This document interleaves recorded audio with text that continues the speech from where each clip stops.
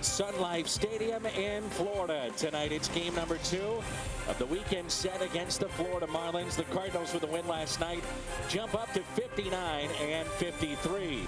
First inning, Matt Holliday. Long fly ball. Just clears the wall and left. A 3-run homer for Holliday, his 17th of the year.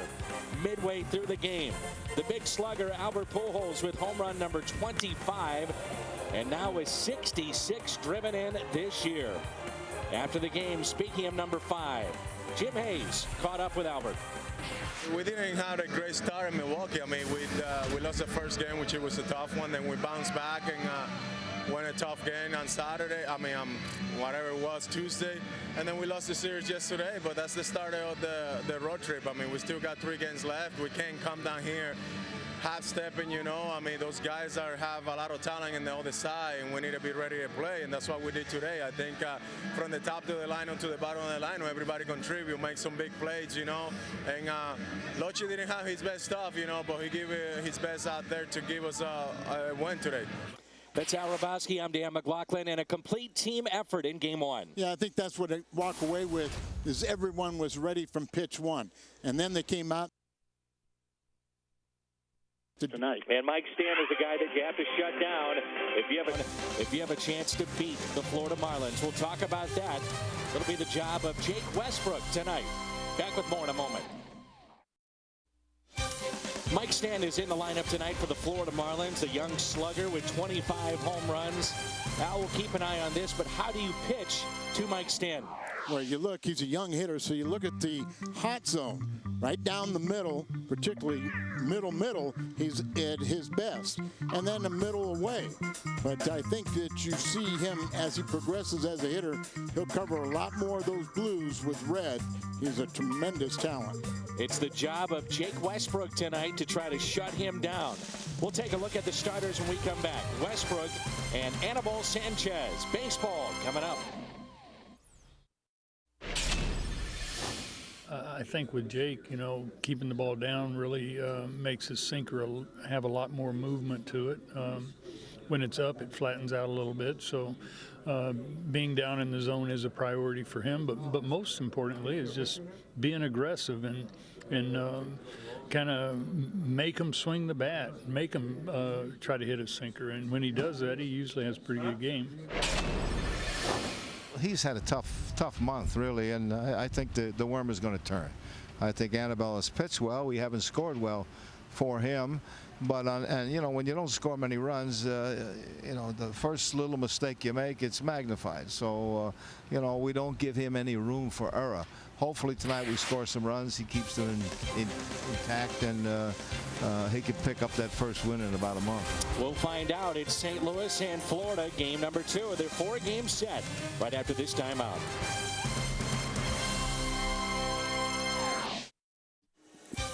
Cardinals baseball on Fox Sports Midwest is brought to you by Budweiser. Great times are waiting. Grab some buds. By Chevy. See your Mid-America Chevy dealers.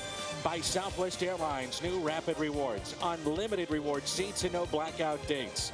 By Dobbs Tire and Auto Centers, #1 in quality tires and expert auto service.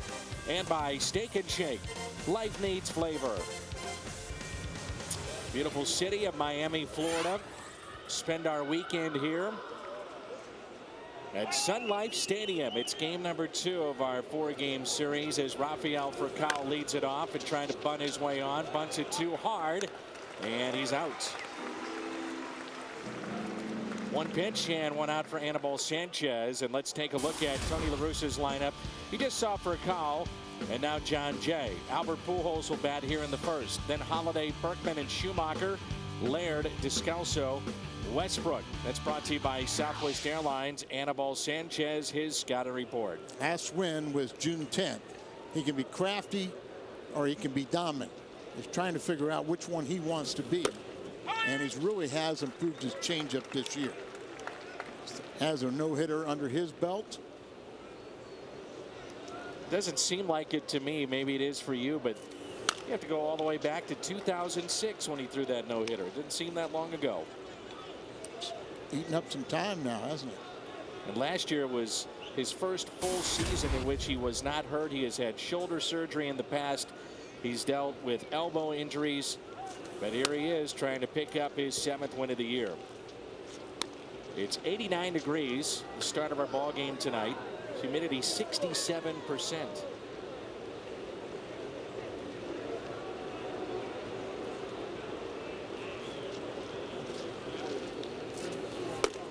And that's taken for a ball high by John Jay.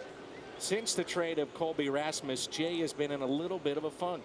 Yeah, you would hope he'd be better prepared this year than last season, and I'm sure he is, but you want him to really take advantage of this opportunity and not relinquish it. Last year he really went into a tailspin after they traded Ludwig. Here's a 3-2 pitch, and Jay fights it off and into the seats. And Dan, so much of that is just mental, you know, putting too much pressure on yourself or misidentifying what your assignment is. How about just relaxing? That's it. Here's a 3-2 pitch to John Jay. Ground ball to the right side. There's old buddy Joe Thornton. And Joe puts it away. Second baseman. It's Morrison, Cameron, and Stanton in the outfield. Dobbs, Bonifacio, said Thornton, rather Thurston at second base. Sanchez at first. Anibal Sanchez on the mound. John Buck behind the plate. And Thurston called up late last night after the injury to Omar Infante. Opportunity for him. It takes away one of their best hitters. Really, you look at the top of the lineup for Jack McKeon. Infante is very, very important to what was happening here. They were starting to play very good baseball. That pitch is inside to Pujols. Matter of fact, they have been one of the better teams in the second half at 12-8.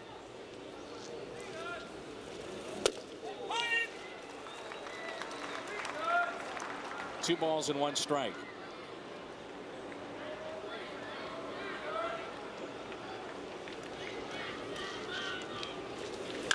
Pujols rips it foul. I was going to say, for whatever reason, and there is no explanation, he doesn't hit this pitcher very well. You see what he's done, though, the last 5 games at Sun Life Stadium. 9 for 20. The 3 home runs, the 7 RBIs. Home run last night was number 25 for Pujols. The 2-2. Changeup out front. Strikeout for Sanchez. And the Cardinals go in order. Jack McKeon, 80 years young, took over for Edwin Rodriguez back on June 19th. Second stint with the Marlins as their manager. Here's a look at his lineup. Bonifacio, Dobbs, and Stanton, and Morrison, Sanchez, Cameron, Thurston, Buck, and Anibal Sanchez against Jake Westbrook. What does Jake need to do? Well, Jake, first of all, has the second most wins, 12 out of his 22 starts. Only Jaime Garcia's got 14, has more. The ground ball is the key. It almost sounds like a broken record. But Jim Hayes and I got in the elevator with Dave Duncan last night, and Jim said something about, well, what happened with Mose. He said made some good pitches, but when he had to make the real pitch, he got the ball up out over the plate and just kind of shaking his head because they already know that these guys have to get the ball down. And that's a strike by Westbrook. Bonifacio is not agreed with a couple of those strike calls, and you've already heard it because we can hear it up here. Some of the screams from the dugout of the Florida Marlins. Ground ball to the right side. Schumacher there to Pujols for the first out. You don't miss much here. You hear everything. Holiday, Jay, and Berkman. Why are you smiling, Al?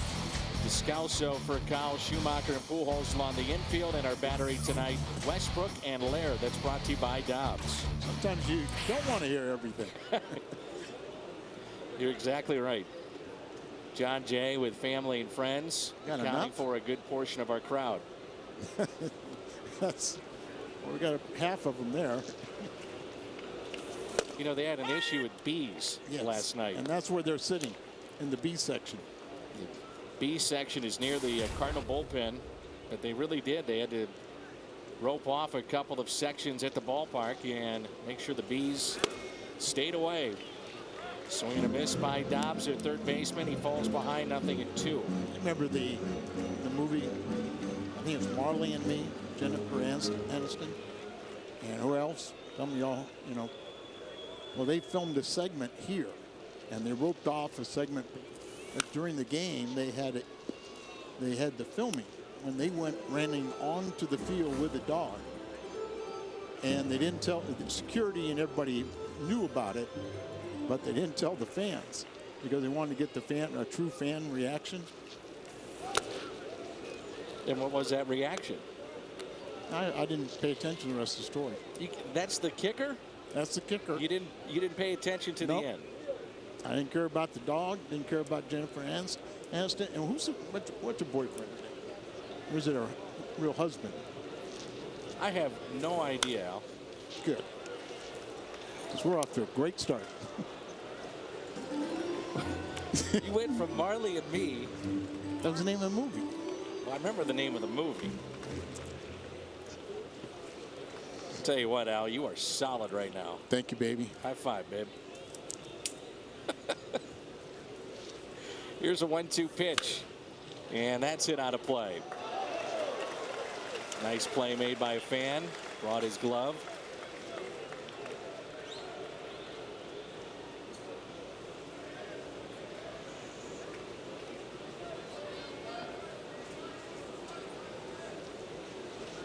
Here's a 1-2 pitch. Fouled away again.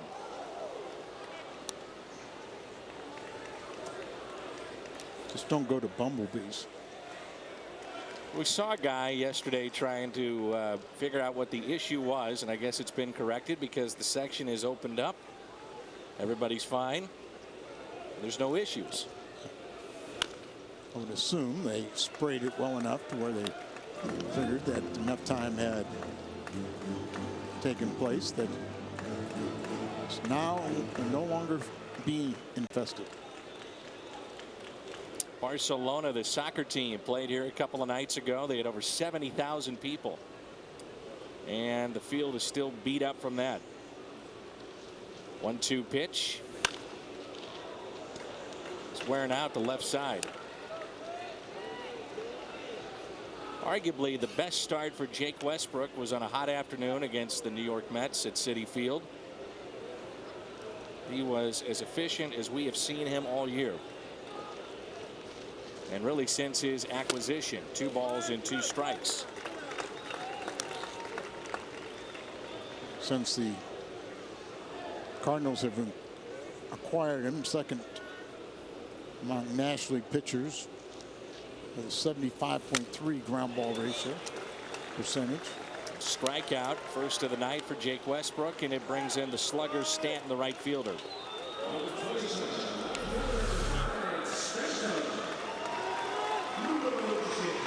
Simple delivery.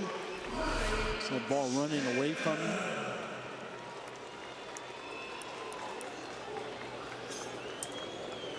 So 2 outs, and here is Stanton.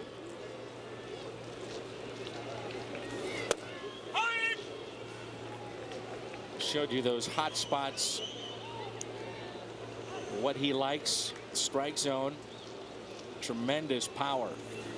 Saw that at Busch Stadium earlier this year. There's certain guys, Al, that when you watch them take BP, and I know there's the BP hitter and then there's the in-game hitter, but it is fun to watch certain hitters during BP. Pujols, Holiday, and I think you throw Stanton in that category. I mean, he just launches the baseball.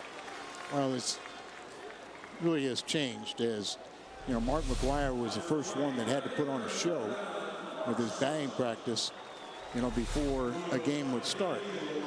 And then it got to the point where you didn't work on some of the little technique things that you would do in the cage or you would do to try and help you with your swing, because you almost felt obligated to put on that home run derby.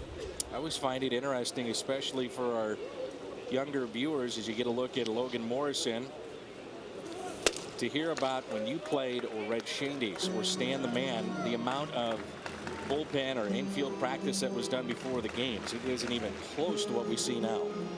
No, it's you know, I mean, there was not as much batting practice, so that allowed more time for a complete infield where every player.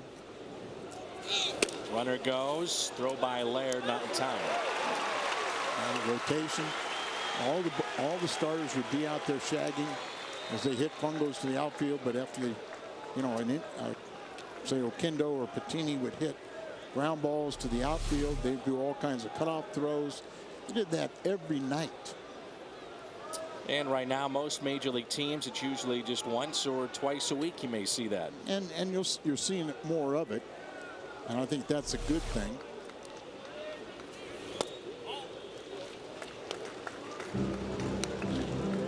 Three 3-0 here on Morrison, who's in the cleanup spot. Sanchez, Gabby Sanchez, their all-star representative this year, is on deck. Westbrook 6-2 on the road this year and trying to pick up his 10th win overall. And that's outside.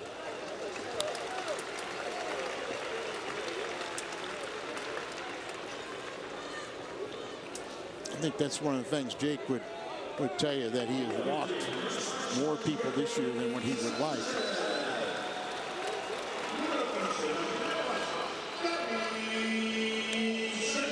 Saw Loesch last night, 3 innings, 74 pitches. Then McClellan, 3 innings, 41 pitches. Then a host of others to get the next 9 outs. Lynn, Dotel, Mott, Sapchinski, Salas. There's a strike. I think it just shows how important, that Tony, a lot of people probably were very upset the way he managed and kept Edwin Jackson in that ball game in Milwaukee. But if we would have used a full complement of relievers in that game, and then Loesch would have had the same type of start he did yesterday, he'd be in real trouble. So it's right now you're still trying to settle things out. Salas picked up his 20th save of the year. Out to center. Jay was turned around, but he'll make the catch. The Marlins strand 2. It'll be Holiday, Berkman, and Schumacher coming up for St. Louis. Catch Cardinals Kids TV tomorrow. Andy Bennis and Fred Bird head out on the road trip and see how Fred Bird does as a soccer goalie. It's all brought to you by Shriners Hospital for Children. Airs Saturdays at 11 on Fox Sports Midwest. Boy, the Shiners do a great job. Wonderful. Never charge, and just helped out so many kids, and we really appreciate them helping out, bring a little joy to some healthy kids and less fortunate kids with the Fred Bird Show. And here's Matt Holliday. Holliday, his career against the Marlins, not a huge track record, but a .364 hitter against the Florida Marlins in his career.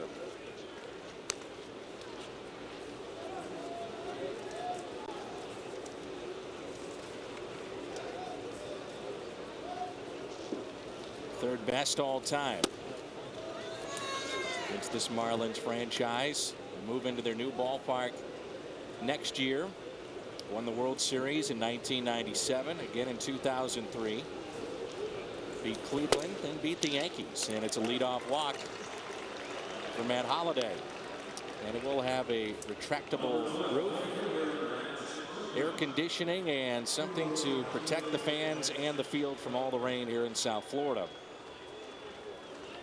Which it's almost a prerequisite that before you even thought about bringing a team here, you had to have that. Yes.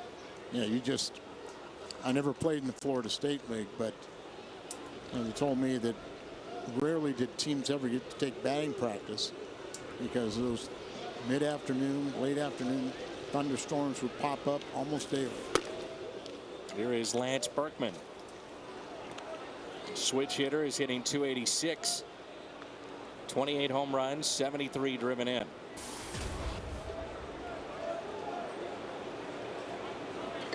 Both these teams are missing big guns in the rotation when you think about Josh Johnson and Adam Wainwright. Johnson dealing with a shoulder injury. He's been shut down for the year.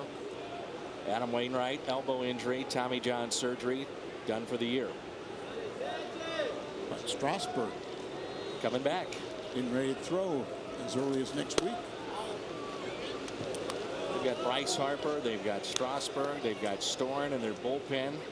Young players that they like up the middle. Apparently there's a shortstop that they're very high on in their minor league system. So slowly but surely starting to turn things around in our nation's capital. A 2-0 pitch. And Sanchez can't find the strike zone here in the second inning. That's what we kind of talk about. This guy can be dominant, and then he can be very frustrating as he's picking, trying to find that perfect pitch, and always pitching behind in the count. John Buck out to visit the longtime veteran, Major League Baseball. Bounced around in his career, and he's found a home here with the Marlins. 3-0 is the count on Berkman. Play him to pull. It's Mike Cameron in center field. Turn him loose on 3-0. Here it comes. They do, and he pops it up. Thurston backing up and makes the catch. You know, we always talk about, does he have the green light on 3-0? Well, just about all the Cardinal hitters, but definitely the Berkmans, the Alberts, and Holiday will always have the green light. But Tony just asked you to be disciplined, to get a pitch that you can drive. And, you know, the one thing you can say is, now, is that the pitch you think you could drive? You didn't. Because if you would have taken a couple pitches, he's either going to walk you or give you a better pitch to hit. Check on Holiday. Talking with Matt in the team hotel today. See that big welt on his left arm. It's still there after being hit by a pitch last night. David Freese, we don't expect him to play in this series. Cardinals have the off day on Monday. As Schumacher hits it into center field. Cameron makes the catch. No, he dropped it. And he may be hurt. Remember last night it was Omar Infante who hurt himself, and now Mike Cameron. Glove came off, and you wonder if he hurt his hand or his wrist. Well, he's a multiple Gold Glove winner out there. It's his left hand, and that doesn't look good. Somebody played enough games to get the wrist. Look at how that wrist turned over there. Glove automatically fell off. He's trying to get a little feeling back in it. And it did not look good. Mike Cameron started this season with the Boston Red Sox. See his hand is shaking a little bit as he tries to make a grip. Very similar to what we saw with Lance Berkman earlier this year in right field. Yeah, you know, as a pitcher, you appreciate your outfielder was giving you that all-out effort. But then if you tell me that the guy gets hurt and goes on the disabled list, you go, wait a minute, may have been smarter to just try and deke the runner, thinking you're going to catch it, play it on one hop, and throw him out. He really didn't have a very good jump on that ball. And it was a ball that started at him, obviously, and he kind of came in, hesitated, then came in again harder, and it made it a tougher play. And you can see the wrist rolled over. See if Cameron stays in. Looks like he will. He's been down in the minor leagues. He wants to stay in there. We have a final in the National League Central Division. Chicago beat Cincinnati today 4-3. Tyler Colvin, his fourth home run. That was in the second. Tony Campana, the first Cubs player whose first career homer was an inside the park home run at Wrigley Field. Also made a great catch to preserve a lead against the Reds late in that game. Mike Leake takes a loss, 9-7. Dempster 9-8 with the win, and Marmol save number 24 for Chicago. Wheels are coming off for Cincinnati. Here's Laird, first pitch. A fly ball into shallow right. Mike Stanton. 2 outs. Apparently there's a oblique issue now with Chris Heisey. You have Roland out with a shoulder injury that we talked about last night. They didn't make any moves at the deadline too, and I think that surprised a lot of insiders around Major League Baseball with the reputation that Walt has built up over the years. Speaking of Walt Jocketty. Yeah. Or we all know it is more difficult, but you can make trades after the deadline. Those players have to go through waivers. And Walt has gone that route several times. Two of his biggest pickups, Woody Williams and Larry Walker. Remember when we got Woody Williams, that was first week of, I want to say August. And basically it was like, okay, this trade is for next year. But Woody Williams said, you know, I've seen you guys play from the other side. You underachievers.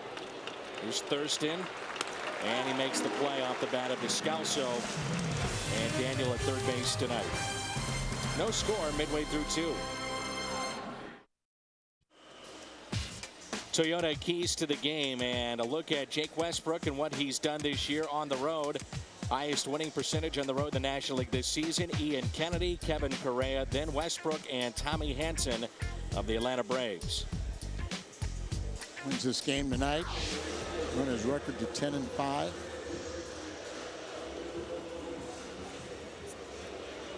All right, you just saw Mike Cameron now roll over that wrist. How do you pitch him here if you're Jake Westbrook? Come inside. You bet. You see the bat. Yeah. The hand came off the bat. Yeah, he's hurt, no doubt.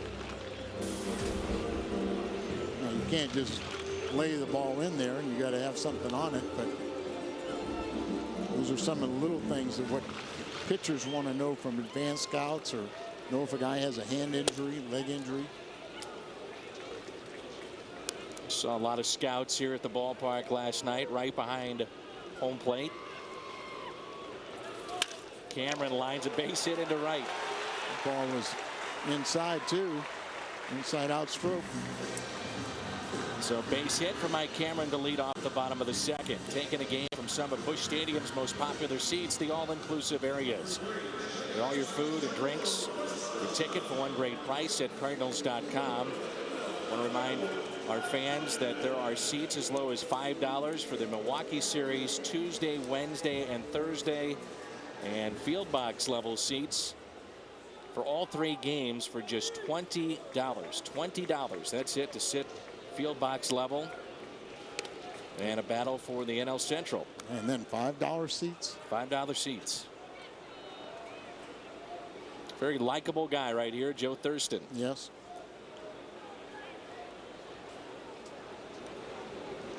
Troy Gloss, at the time that Thurston was with the club,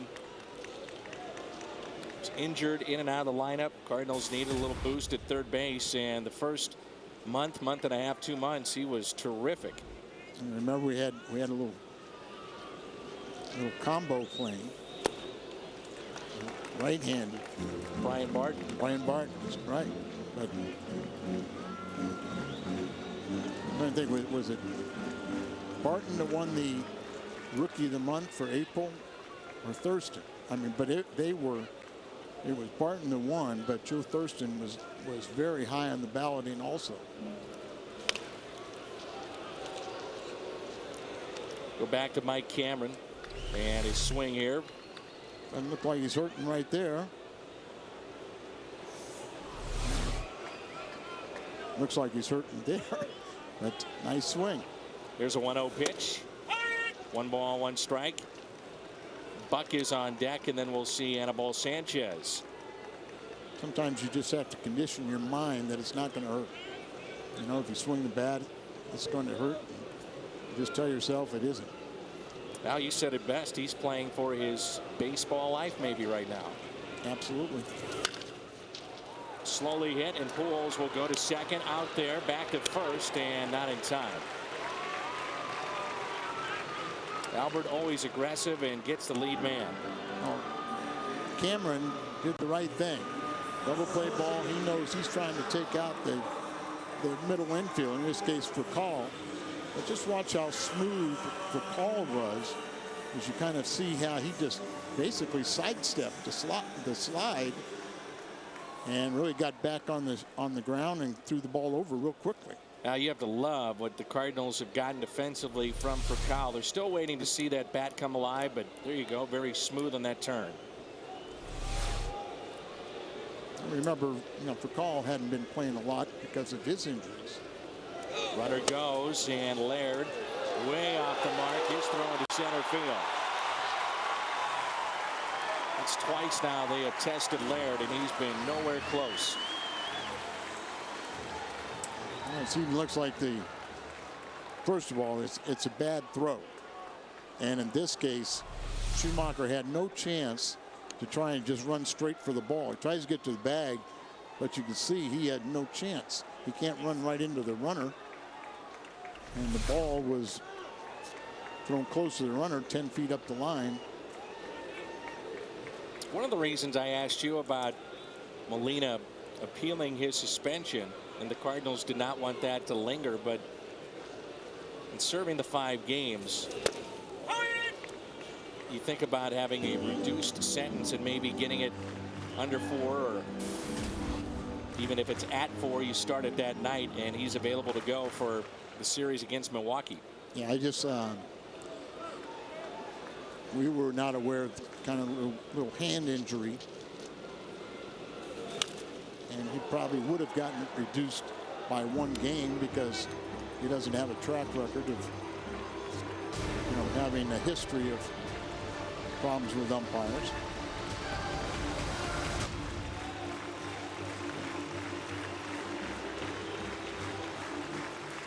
One ball and 2 strikes.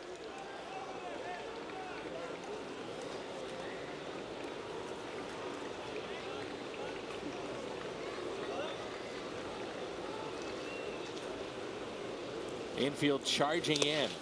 Ball scoots away from Laird. Play at the plate. Shovel pass and out. Westbrook is there. Thurston out at the plate. Everything going the Cardinals.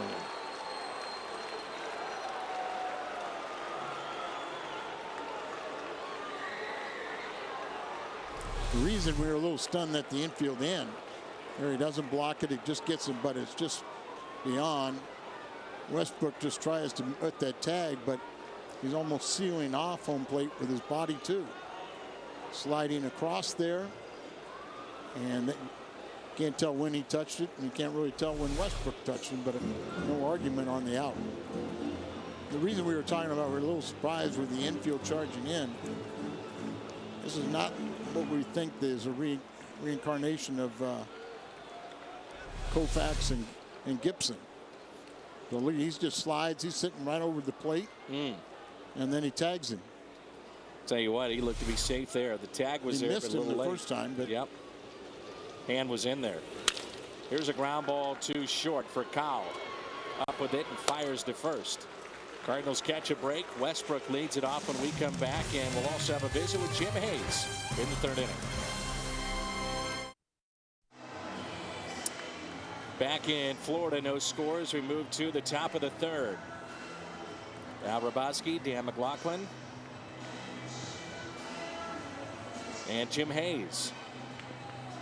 Jake Westbrook will lead it off, followed by the top of the lineup, Rafael Furcal, and then John Jay. Westbrook hitting .094 this year and looks at a ball. Cardinals really catch a break. Thurston breaking from 3rd after a ball got through Laird and out at the plate. That's how Paul Schreiber saw it. The replay may have thought differently, as his hand may have been in there safely, but the Cardinals do catch a break. We see tonight, Jim, there's no David Freese, and how about his effects from being hit on the helmet last night? How's he feeling today? Well, he got the mild concussion from getting plunked and said he slept pretty well overnight, felt a little cloudy today, but otherwise felt a lot better. Tony La Russa telling us that unavailable tonight, probably unavailable for the rest of this series. The Cardinals are hoping that he gets better and they don't have to put him on the DL. And of course, getting off the team bus, there's that TV that's right in the middle, right before you start stepping down. Freese hit his head on it. Ouch. Like you said, he can't catch a break. And so did Carpenter. I think Freese caught a big break last night, because if that would have got him somewhere else or in the face or something, I think he would count himself lucky that this was the extent of the damage. But I mentioned it last night, Al, if you look at the replay, I mean, he ducked in a split second. It hits his helmet instead of hitting him flush in the cheek. he didn't do how you're taught to spin away and fall backwards. But when we say he needs to catch a break, he needs to have some really long extended period of time with good health. There's Rafael for Kyle, grounded out to third. First time up, and it's a base hit into left. First two have reached. Kyle was trying to do that all night last night, kept on hitting it in the air, and this time keeps it on the ground and slaps it the other way. And that's when he was so dangerous. His ability to slap and just slap and run. Slap down on it and then just take off. There's John Jay with runners at first and second. No score here at Sun Life Stadium in Florida.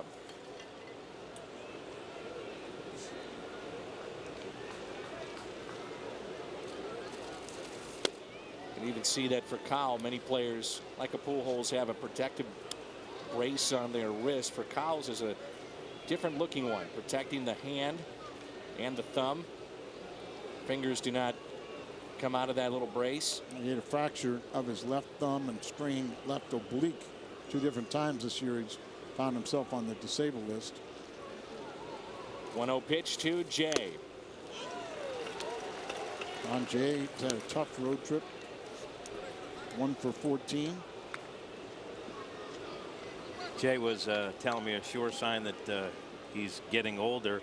He's got friends and family here, but his buddies don't want to do something with him after the game. They've got to work tomorrow. That's what he's been getting thus far. It's tapped foul, and it's 1-2. We'd like to see him take this spot and be able to run with it. The fact that he is in there every day playing center field. But you have to realize he's not the only option. You do have Schumacher that can play out there. Here's a 1-2 pitch. Check swing, and he went. Strikeout of John Jay. And that's the second strikeout for Sanchez tonight. Brings in Pujols. Last night, home run number 25 for Pujols, which was number 433 of his major league career. Puts him 39th all time on baseball's home run list. So the first time up, struck out swinging through a changeup. 1 for 9 off of Sanchez. Game of adjustments here in at bat number 2 tonight. Pujols grounds it left side. It's another double play. 5-4-3 on the double play.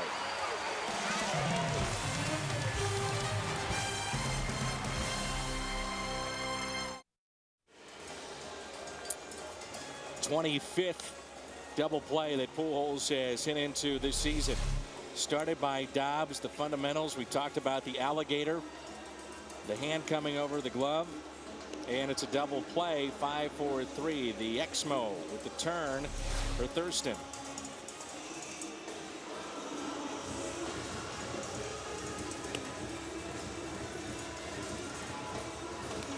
Take the Cardinals with you wherever you go this season. Subscribe to MLB.tv today, and you'll see every Cardinals game live or on demand on your computer and your favorite devices.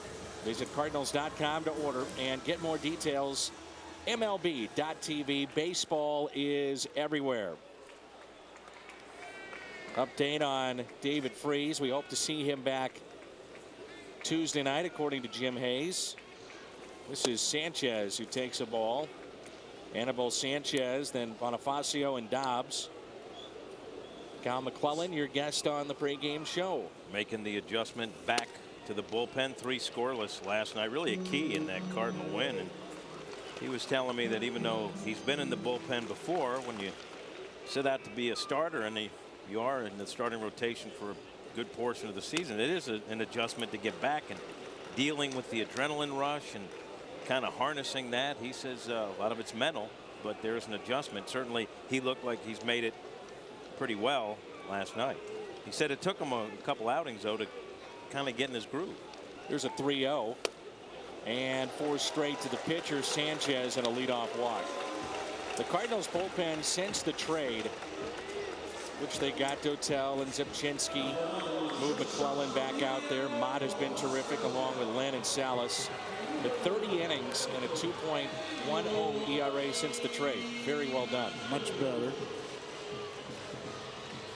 We haven't talked about it, but we kind of followed Kobe's progress right at the first few games, but haven't paid attention to it since then. Play behind the pitcher at first and a strike to Bonifacio.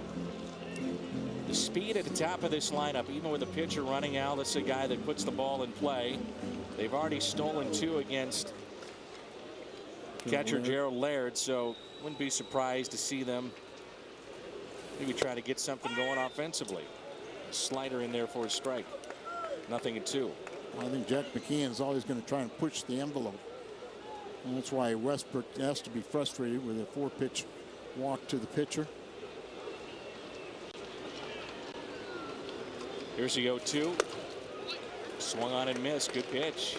3 pitches and a strikeout of Bonifacio. It looked like he swung at it when it's in the catcher's glove, but he does try to chop down on this ball. Chop down and then an uppercut.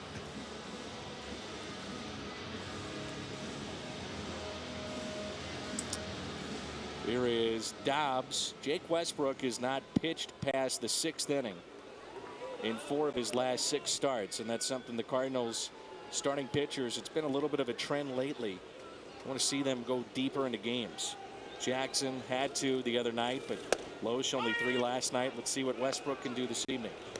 And these pitchers know what their responsibilities are, and they should have to go deeper. Right now, there's a lot of concerns with the rotation. Here is an 0-1 pitch to Dobbs. And he's late with that swing. The Cardinals, Fox Sports Midwest, and the state of Missouri are teaming up to help you stop smoking. For more information, call the quit line at 1-800-QUIT-NOW. Ontario's got a helmet. There's a bat there, so we might see him enter this game. Or maybe he's just trying to protect himself, too. Remember, Dobbs was the one that was lining pitch after pitch over on the Cardinals side, and he's got the glove ready, too.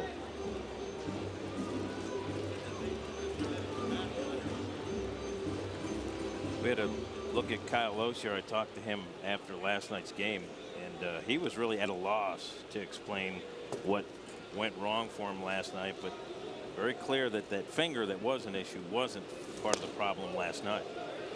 Well, as Al said, he just had issues putting guys away, get 2 strikes on him, and then just didn't have that pitch to get guys out. And that's the funny part, because we do know he has good stuff. But he got into places where he had to make a pitch and just wasn't able to do so. Here's a 1-2. In the dirt, 2 balls and 2 strikes. Pittsburgh and San Diego tied up 3-3. That's in the bottom of the 3rd. And we mentioned that Chicago has already beaten Cincinnati 4-3.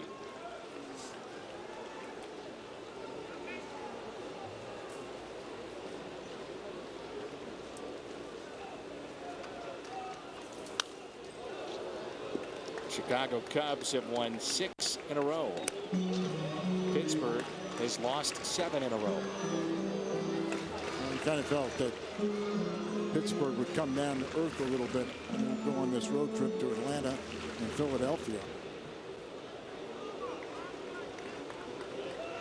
Where are they playing tonight?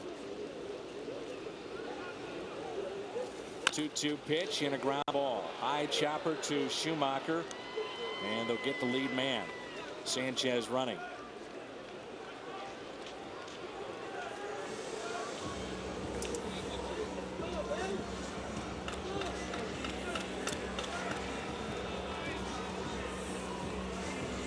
That brings in Stanton, scoreless ball game. Milwaukee has Houston this weekend.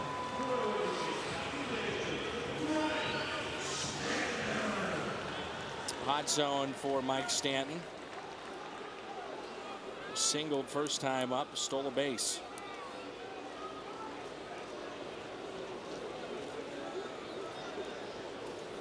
And the first pitch backs up, and it's a strike.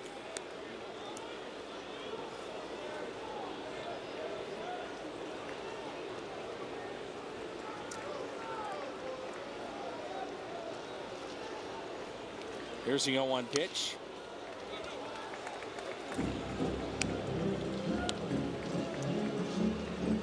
Kind of funny hot zone. It's in O shape right down the middle. And then a little bit middle outside. Here's a 1-1 to Stanton. Ripped into right center field. Dobbs on his way to third. They're going to wave him in. Stanton on his way to third. In with a triple. 1-0 Florida. Said it before, the ball jumps off his bat.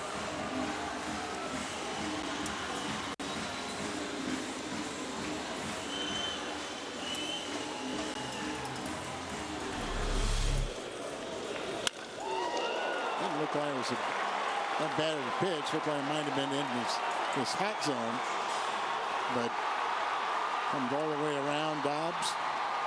We were talking last night about this ballpark with all the nooks and crannies. Had a bunch of triples in it.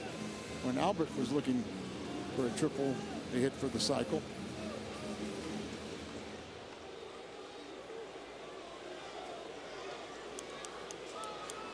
Two outs and a runner at third. Here's Logan Morrison. Noted last night that the Marlins probably had 3 different opportunities in which they could have waved in a runner and had a chance to score, and that chance was probably, I'd say, 80 to 90%, it seemed like. Yes, we were very shocked.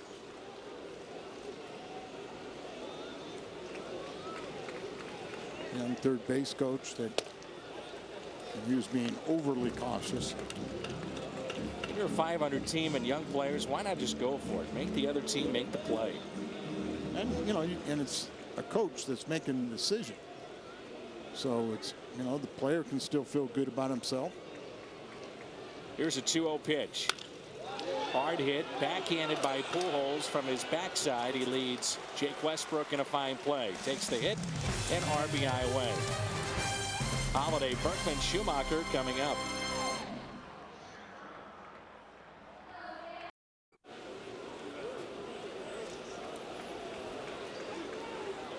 Sanchez back to work. Matt Holliday leads it off. Cardinals half of the 4th, and it's 1-0.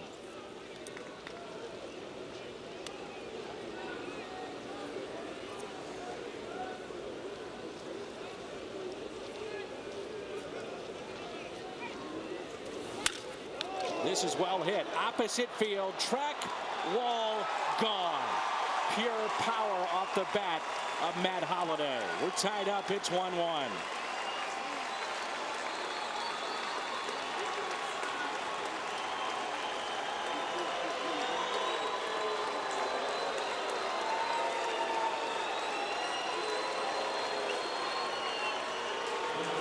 Something else in the air. Yeah, Cardinals have a lot of fans here, and Matt just jumps on this ball, his 18th home run. It just shows you the strength and the power he has to the opposite field or any field. Did an opposite field home run at Miller Park earlier this week, and that home run opposite way for Holliday, tied up. Here's Berkman. A swing and a miss. Berkman popped out on a 3-0 pitch to the second baseman, his first time up.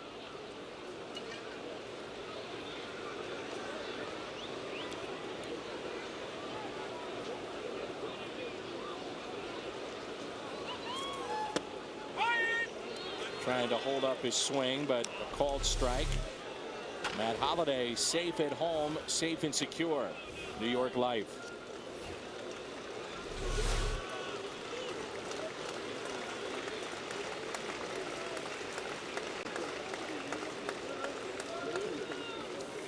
Berkman off the end of the bat into center, and it's over the head of Cameron. Berkman on his way to second base. Now on his way to third. In there safely. Misjudged in center field by Cameron, and it cost the Marlins.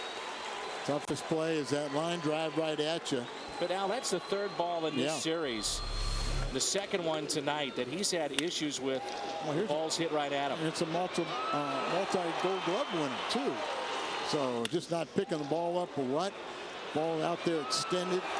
So he's reaching for it. And that's Berkman. He's reaching, digging down deep to get over there. He scored a triple. So home run and triple, and now Schumacher. How about a double and a single, and then repeat the cycle again. Skip had a base hit first time up, hitting 300 with runners in scoring position. Gap into right center field. 1-0 pitch.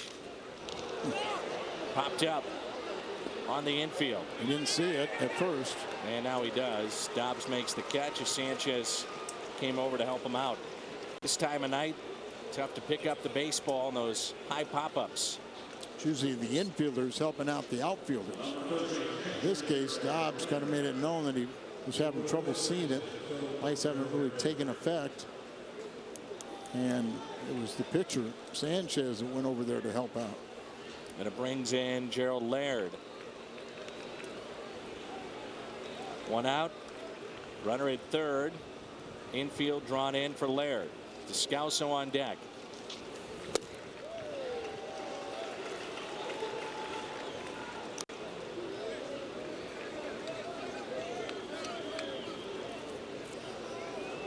Cardinals start play tonight, 3 games back in Milwaukee. As I mentioned, they have Houston tonight. They're 12 games above 500. The Cardinals 59 and 53, and that's a base hit out to left, and a run will score.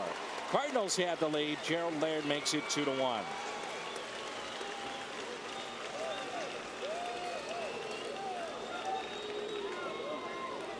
Six, a serious number again. Cardinals score 6. You'll get 25-cent drinks the next day, all day at On the Run at Mobile. That's any 20-ounce coffee, fountain, or frozen drink for just $0.25. And we're serious and On the Run at Mobile.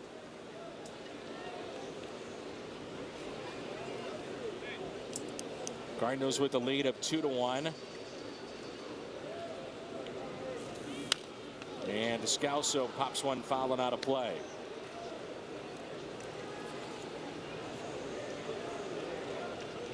Hannibal Sanchez given that 1-run lead and now hands it right back, and the Marlins trail 2-1. Well, that's why it was a little surprising. And we had the infield charging in early. Indication Tony thinks it's going to be a very low scoring game. I don't think we thought that Sanchez was going to throw a shutout tonight. He hasn't won since June the 10th. A home run for Holiday, his 18th of the season to get the scoring started for St. Louis, and his 59th RBI. Here's the 0-2 pitch.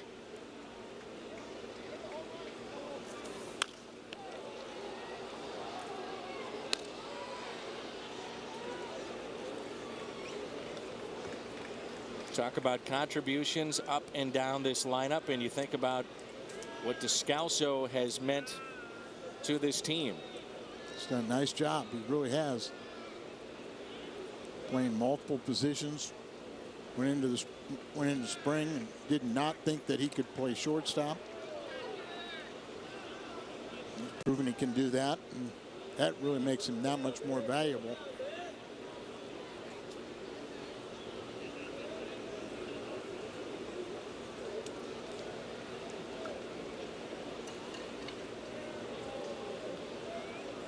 Sanchez finally comes set.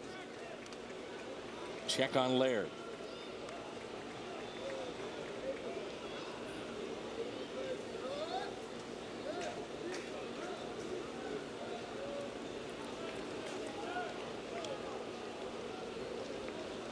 And the 0-2 pitch.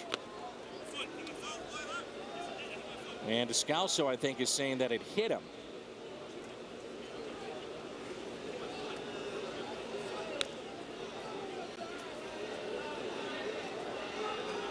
And here comes Tony La Russa.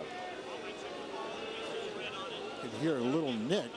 You could hear that up here, and home plate umpire tonight, that's Paul Schreiber. It looks like Tony's asking for Schreiber to ask for help.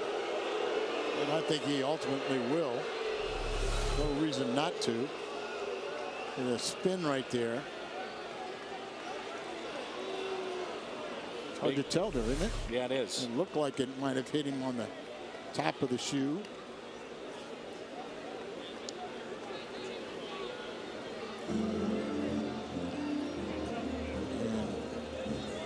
And the Scouts will lose.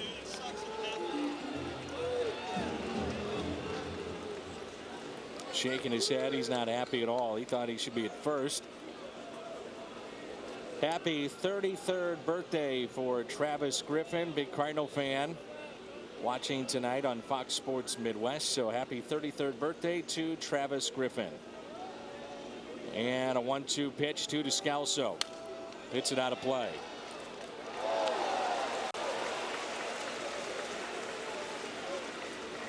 He wants to hit his way on anyway. But future reference is start hopping around and go to first base. Yeah. Pittsburgh with a 4-3 lead, top of the fourth.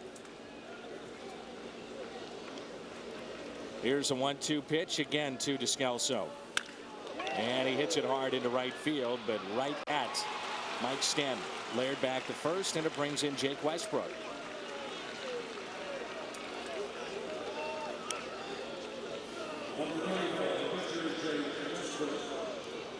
Westbrook walked back in the third inning. Both pitchers have walked each other.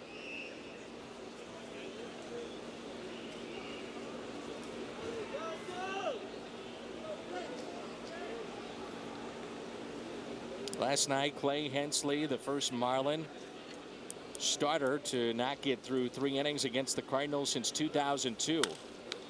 And that day it was Brad Penny. He's now with Detroit and was with St. Louis a year ago.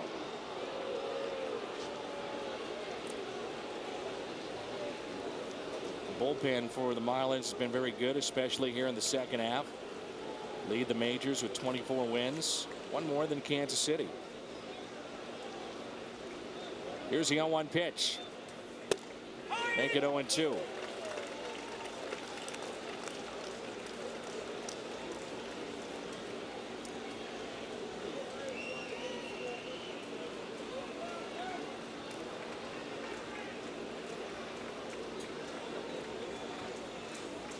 Here's the 0-2 pitch to Jake Westbrook. And a swing and a miss, but the Cardinals have their first lead of the night. Holiday, the home run, and an RBI by Laird. It's 2-1 St. Louis. You can follow every Cardinals game through Game Connect on FoxSportsMidwest.com. As you watch the game on television, you can join the conversation about the game on Twitter, track trends, and stats. Game Connect brought to you by Jack in the Box. Find it at FoxSportsMidwest.com. 2-1 lead for Jake Westbrook.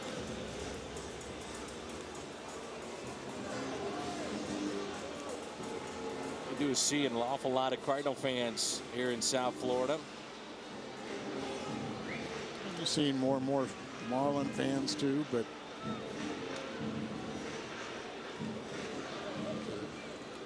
Cardinals been coming to Florida for spring training. It was 54 years or so in St. Petersburg. And it's a dozen plus here in Jupiter now. How many years is it? Good question. You're talking about for the Cardinals in spring training. Hanging breaking ball lifted out to left. Holiday over to get it. And Gabby Sanchez stops, rounding first. I want to say that they started maybe back in 95 or 96. That seemed late. That is with the new ownership group. Which would be 96. Yes, it was under the new ownership group, and they came in 95, but I think we were still in St. Pete for a year or two. Holiday gets over here, cuts it off, and he holds Sanchez to a single. That's Good job. Here's Mike Cameron. Base hit first time up to right field, 1 for 1. That single back in the second inning.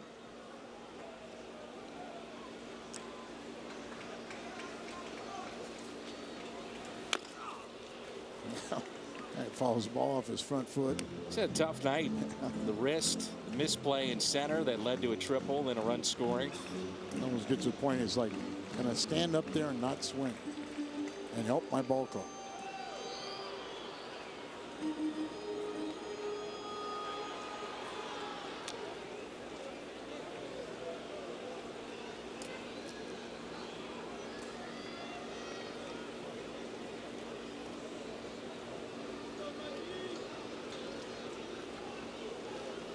There's the 0-2 pitch to Cameron. Got him to reach and pulled it foul. Felt that one a little bit. He'll tighten up those gloves.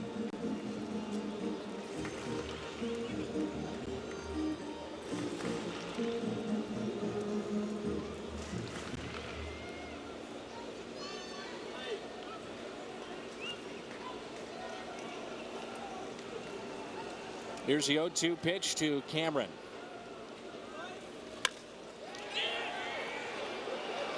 This may drop, and it will. Off the end of the bat, drops in for a hit. Really fooled John Jay. I'm not sure he would have caught it, but he didn't react to that ball at all. Listen for the sound right off the end of the bat. Didn't have that distinct sound when you really catch it. And then you can't really break in until you really locate it. And by the time he found it, he was too late.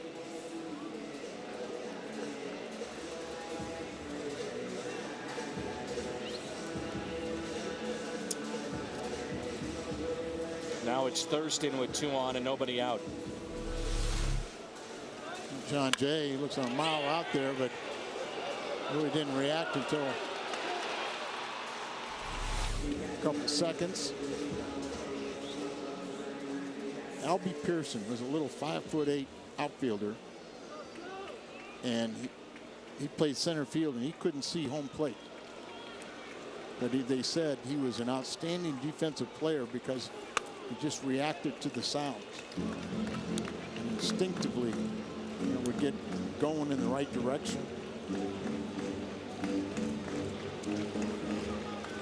You definitely could hear that off the end of the bat. Yeah, I mean, it had a different sound.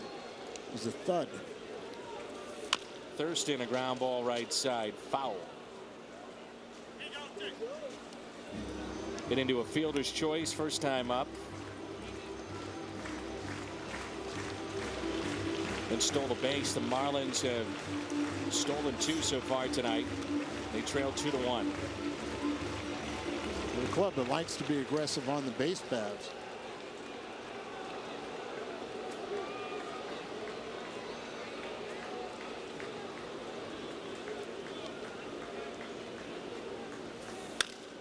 Slap the other way. Holiday over and makes the catch. Runners stay put.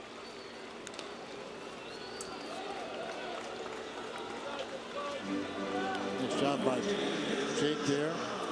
Not allowing the runner to advance. You think about bunting in that spot, but then you've got the 8th place hitter and the pitcher up, and Jack McKeon saying, let's hit away. Well, but preferably he wants you to hit the ball.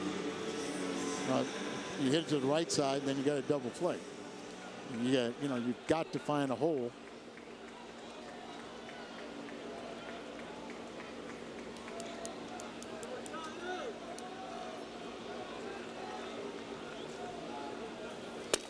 And a swing and a miss by Buck.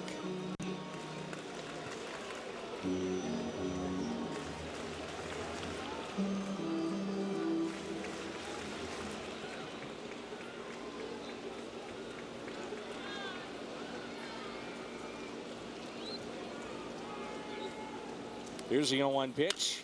Hit the other way, but out of play. Nothing in 2. Inning started with a base hit by Sanchez. A bloop hit by Cameron.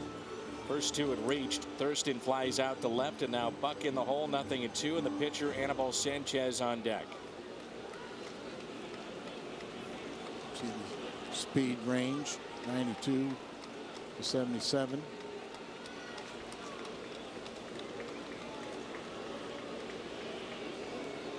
Westbrook is set, and the 0-2 pitch.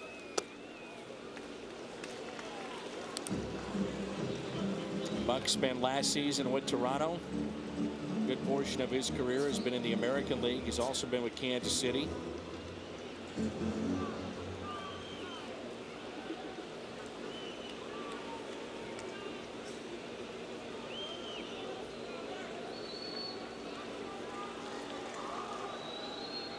One-two pitch. 2-2.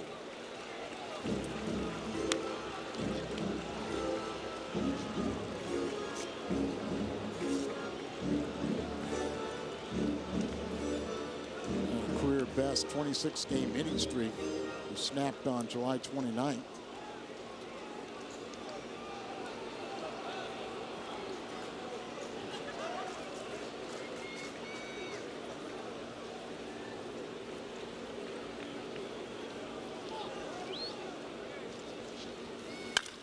Two, base hit left side. And this game is tied.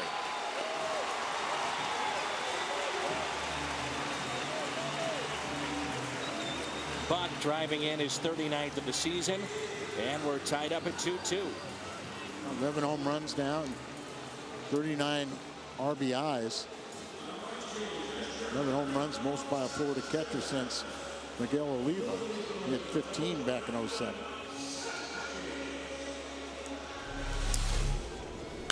And he just found a hole on the left side. That ball's right at either the shortstop or third baseman. You like to think you turn a double play and you're out of the inning. Step off. Up and into Sanchez. Kyle was standing at the bag when Westbrook made that pitch. Sanchez from Venezuela. You might remember he was picked up from the Red Sox along with Hanley Ramirez. The big deal for Josh Beckett, Mike Lowell, Guillermo Mota.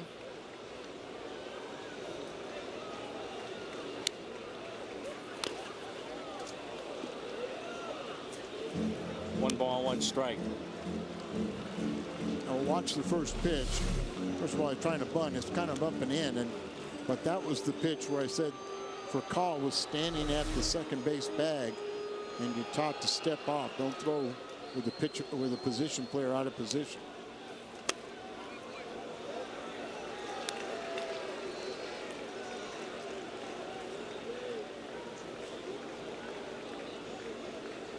Two and one. Descalso in. He's at third along with Pujols at first, and now strike two. Tommy John surgery for Sanchez. Dr. James Andrews performed that. You think about every guy that's had Tommy John, it seems like Dr. James Andrews, at least he's either done the surgery or been a part of it, looking at the arm damage. Yeah, Dr. Job is the one that invented and perfected the technique. And you know, when they first started doing those, Dan, they never even had the utensils to do it. They had to, you know, manufacture. They had to create, and you know, kind of do things right on the fly. The different, you know, apparatus that they used for the surgery, you know, they didn't have those things. And then as Dr. Job got. Bunt is down. Westbrook only played at first, and Schumacher covering there. Sacrifice is good. 1-4. As Dr. Job got older, and a lot of people started going to Dr. Andrews. But now that is such a high percentage surgery. Well, we're keeping an eye on some of the games in progress in the Central Division, and San Diego has jumped out to a 9-4 lead against Pittsburgh in the fourth. Chase Headley with a grand slam. Let's turn to our trivia question tonight, presented by AT&T, who is the Marlins all-time leader in games played as an outfielder. Chuck Carr is on this list, but it's Cliff Floyd, 6 seasons, 637 games. Former Cardinal Preston Wilson, part of the World Championship team of '06, second on that list at 588. There's a bunt, and it's foul. With 2 outs and runners at second and third. Bonifacio trying to bunt his way on. Well, and Bonifacio is running. Sanchez also runs down third base. St. Laird picked it up in foul territory. The runner at third base is not coming down the line.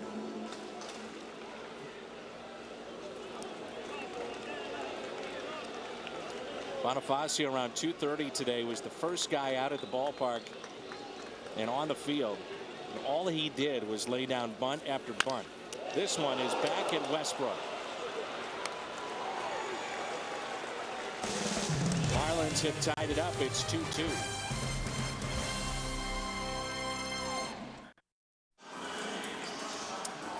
Coke Zero Walmart Cardinals team banner Friday, August 12th. Be one of 25,000 fans. You'll take home that banner.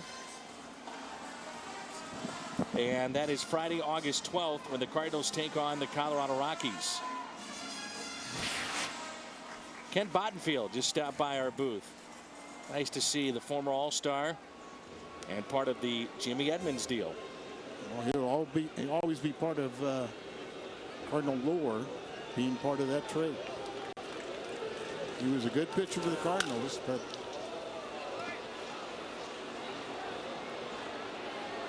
popped up and play made by Bonifacio. That's off the bat of Furcal. Milwaukee in the bottom of the first has jumped out to a 3-0 lead over Houston. They've got Giovanni Gallardo looking for win number 13 tonight. Jay Happ going for Houston. He's 4-13. ERA now is above 6. Yeah.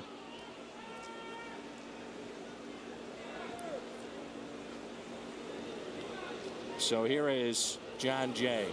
Breaking ball and a strike.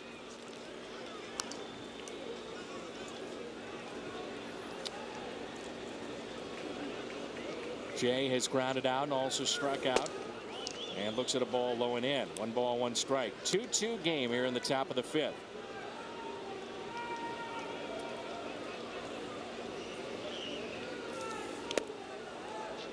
On deck, it's Pujols. Albert 0 for 2 tonight. Cardinals RBIs from Holiday, solo home run, and Laird with a base hit to left to drive in Berkman. Both those runs coming in the 4th.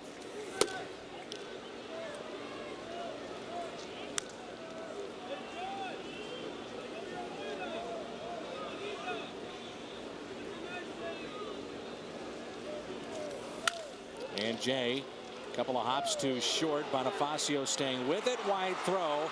And John Jay is on his way to second base. Hustling and no play. We have seen, even with Furcal, the last couple of nights, we talked about this field being beaten up because of the soccer game at short. A couple of these balls have come up on the shortstops. And they actually have really been working on the field and right by the lip of the grass. Ball came up just a bit on Bonifacio, and Jay hustling down the line. But look where he threw the ball. Yes, that was really where his aim was way off. And an effort to get it over there, he gave John Jay an extra base. And he's charged with an error. Here is Albert Pujols.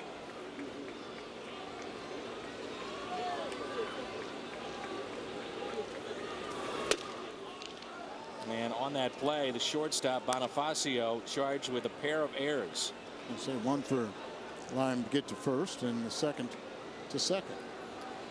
27th different player to hit 25 home runs in 11 different seasons. That's Albert Pujols, but only 12 have done it in consecutive years. He's one of them. Number 25 last night.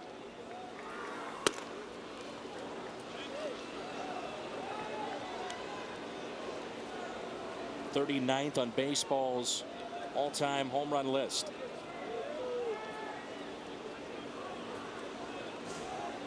It's going to be interesting to see what those numbers end up, and hopefully end up in a Cardinal uniform.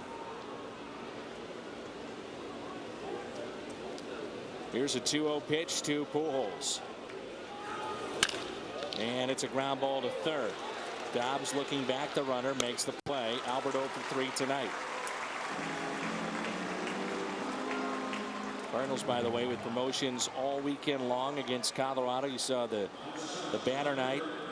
Also have a frame night Saturday, and then the Build-A-Bear on Sunday. Saturday's game is a night game now at 6:15. That's against Colorado. Here's Holiday, 1 for 1 with a solo home run to right, also walked.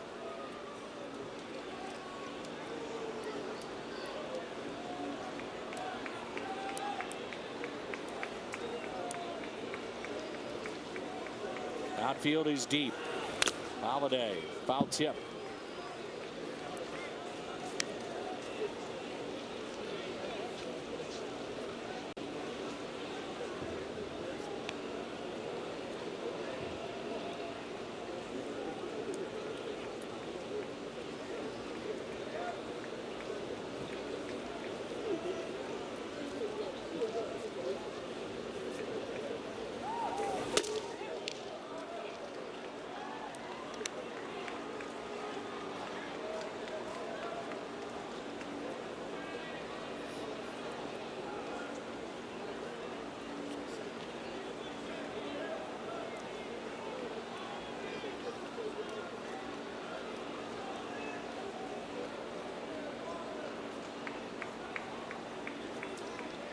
Here's a 1-1 pitch on its way.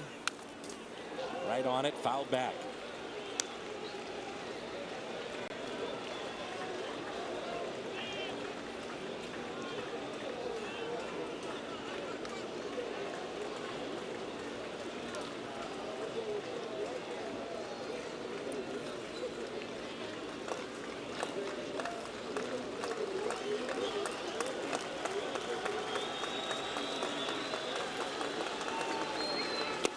Holiday, a swing and a miss. Cardinals strand a runner, their 5th of the night. Midway through 5, we're tied up.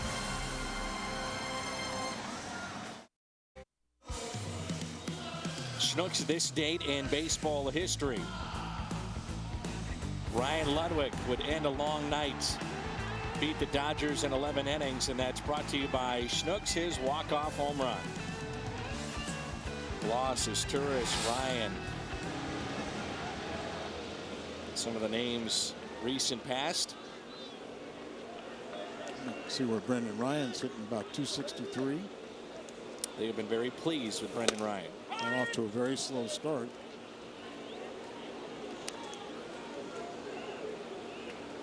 Greg Dobbs, the hitter. 2-2 game. Dobbs, Stanton, and Morrison for Florida. Hit on the button. John Jay going back and makes the catch. News and notes around Major League Baseball. Speaking of Ryan Ludwig, he's now in the middle of that graphic and in the middle of the Pirates lineup. Ubaldo Jimenez making his first start tonight with the Indians. Pirates have lost 7 straight. They're in trouble tonight.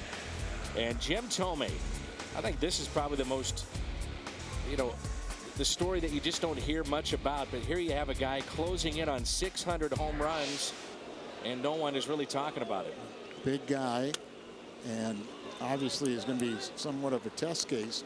You said his name has never been linked to steroid use or any artificial, but you got to wait and see. 598 home runs. There's Stanton, swing and a miss, 1 ball, 1 strike. Active leaders in home runs. Pujols closing in on Vladimir Guerrero.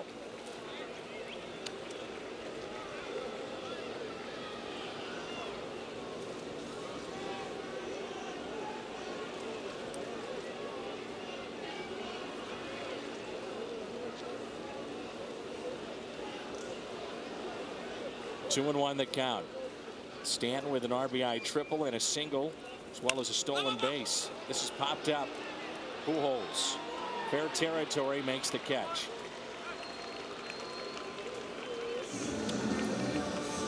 Two outs, and it brings in Logan Morrison. With nobody on this week, it's Fox Saturday Baseball. Curtis Granderson and the Yankees head to Boston. Take on Adrian Gonzalez and the Red Sox. And this week's telecast of Fox Saturday Baseball begins at 3. Good race in the American League East. Those bitter rivals. Yankees, Red Sox tied up. Identical records at 68 and 42. Yankees are hot. They've won 7 straight. They've done it with Freddie Garcia. They've done it with Bartolo Colon. And most in baseball thought they would go out and get themselves a starter. They did not do it. But they can flat out hit. Granderson's had a terrific year. Teixeira, typical Mark Teixeira move, and the way that he's played. 1 ball, 1 strike on Morrison.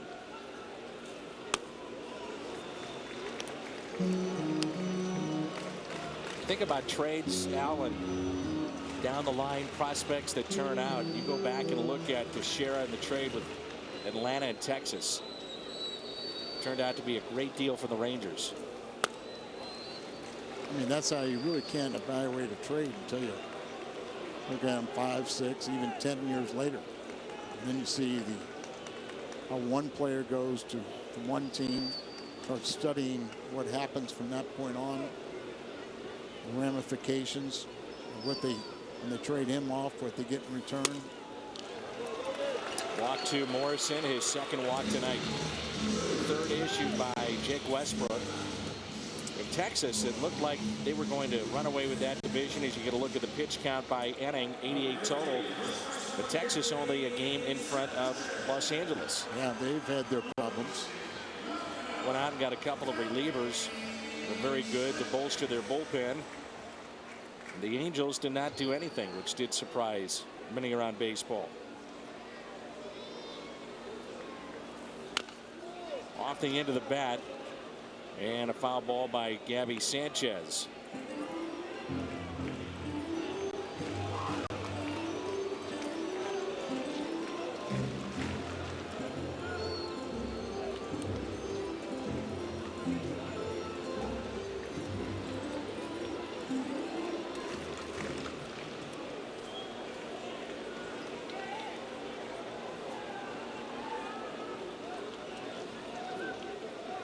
Oh, pickoff play, and they got him. Morrison picked off at first. He was leaning, and the tag by Pujols.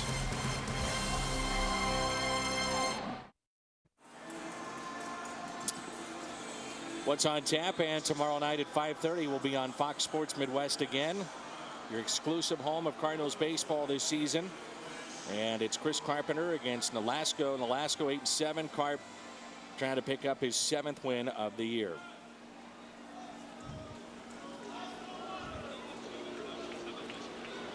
Lance Berkman leads it off. Triple tonight.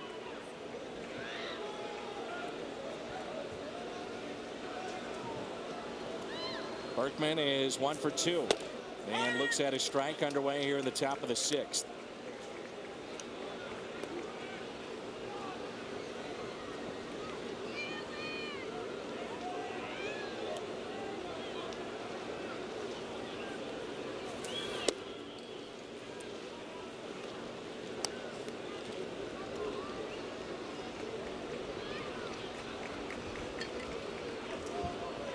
Difference in pitch count is Sanchez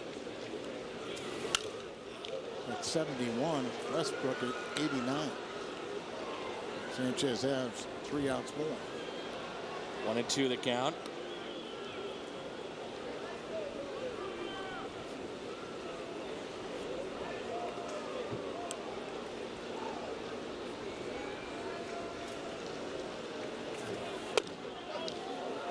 Swing did not go. Schumacher on deck, and then we'll see Laird. 2-2 game, top of the 6th. 2 balls, 2 strikes the count.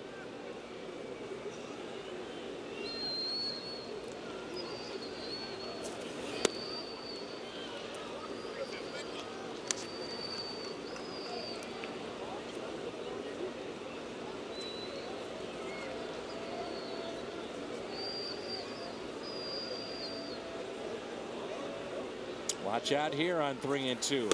Swing and a miss. Another strikeout, number 5 for Sanchez tonight. Mentioned that Carpenter goes tomorrow at the age of 36. He's leading the National League in starts. Team leading 24th start of the season tomorrow. Second against the Marlins. Took a no decision first time out back on May 4th.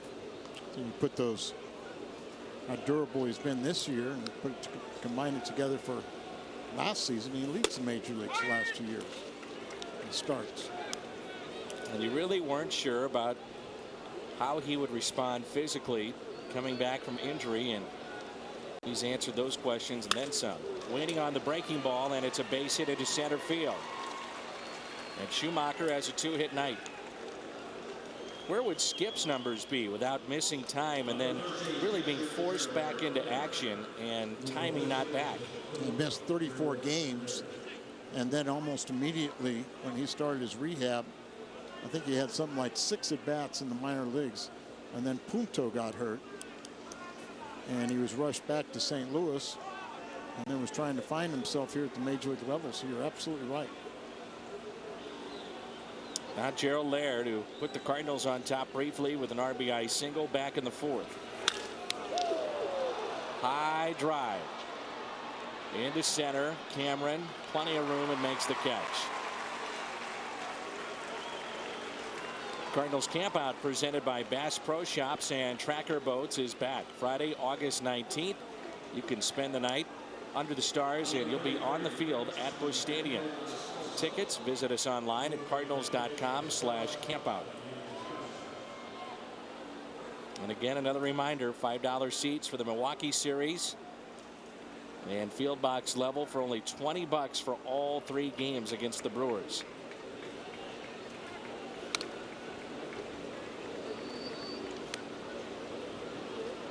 Descalso has grounded out to second and lined out to right. 0 for 2.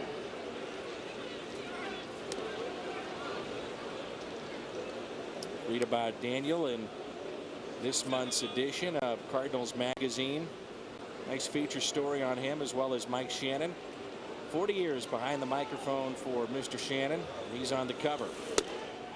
On assignment tonight is Mike Shannon, and this weekend.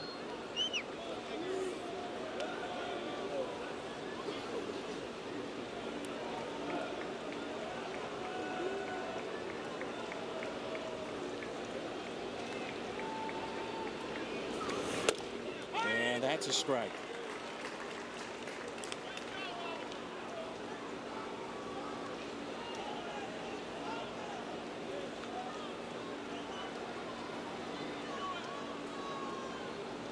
Rick Horton and John Rooney on the call on the radio side. Jim Jackson and his mentor behind him. There's a 1-1 pitch. It's hit out of play. Notice how things go a lot more smoothly when, for Jim and company, when Chet is out there. He's looking for an imaginary figure out of second base. Maybe looking for the Planet of the Apes.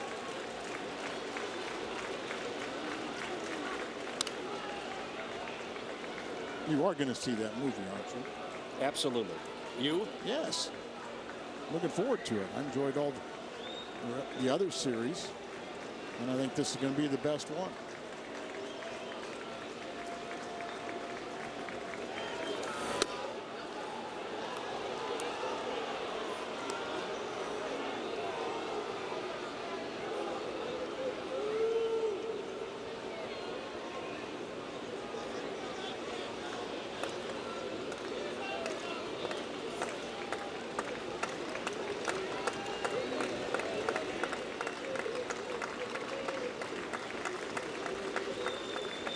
Here's a 2-2 in the dirt.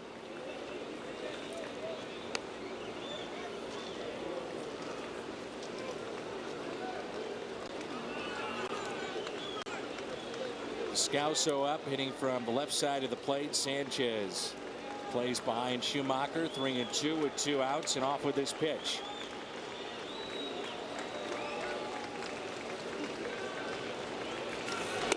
And it's a swing and a miss. Strikeout number 6 tonight for Sanchez.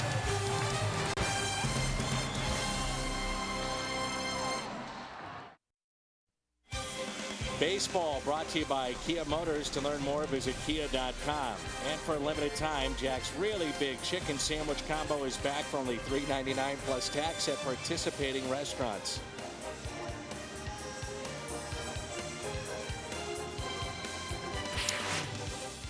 And it's 2-2 as we move to the bottom of the 6th. We're told that fans are here in South Florida really excited about the product on the field with the team, and also in between innings and the kind of entertainment that they can provide. They're outstanding. They have these young ladies that come out and perform, but I saw, I don't know, it might have even been a 60-minute special on what we just saw, and it's hard to explain what we just saw. But they had men come out and audition to do all these dance routines. And I think the one common denominator is you had to weigh a whole bunch of them. Well, these guys, they've got the entertainment factor down. Oh, yeah. That's pulled foul. So they move into their new ballpark 2012, which is located near the Orange Bowl. It's the site of the Orange Bowl.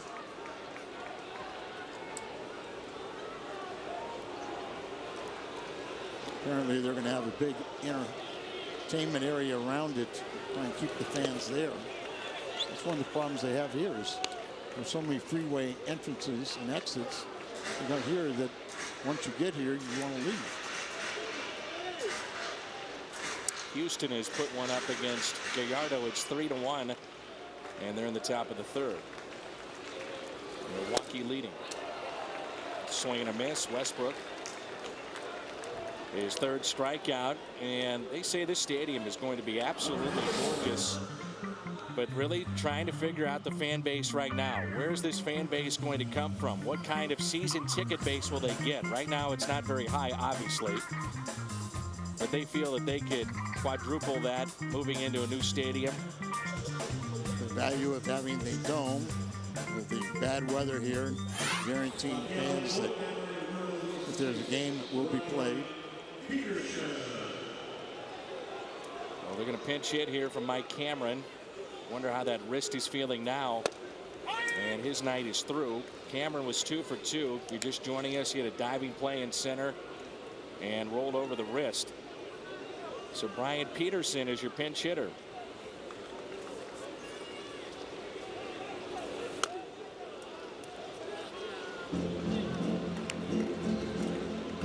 .260 with 3 runs, 4 doubles, 3 RBIs in 22 games since being recalled from AAA. 4 for 10 as a pinch hitter this year. Pulls it down the right field line, but foul.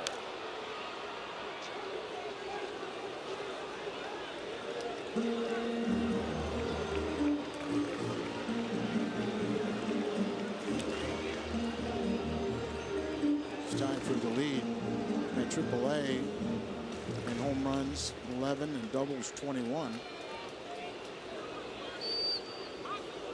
So a little threat here. 1-2 pitch. Out in front. Pulls it foul. May have broken his bat. Checks it. Says it's all right.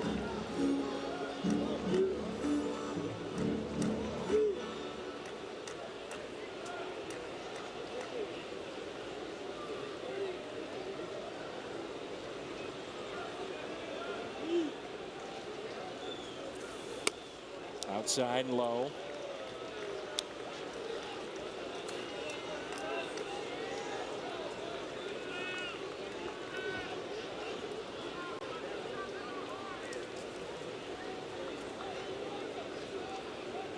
2 balls and 2 strikes on Peterson.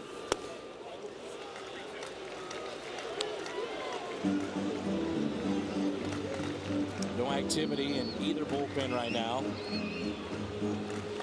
I mentioned before the Cardinals trying to stretch out Westbrook a little bit here tonight. He's not gone deep in any of his games recently. He has won 4 consecutive games. He's not pitched past the 6th in 4 of his last 6 starts. That has been kind of a problem for him.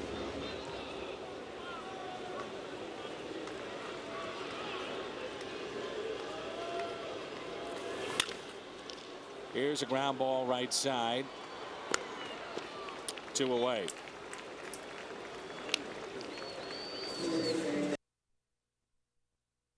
Stolen a base tonight. He's 0 for 2. 101 the pitch count for Westbrook.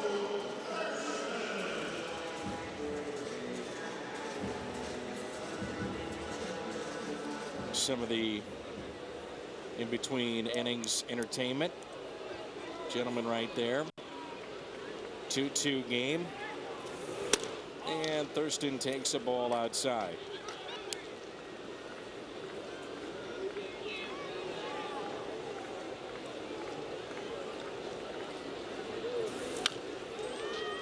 One and one.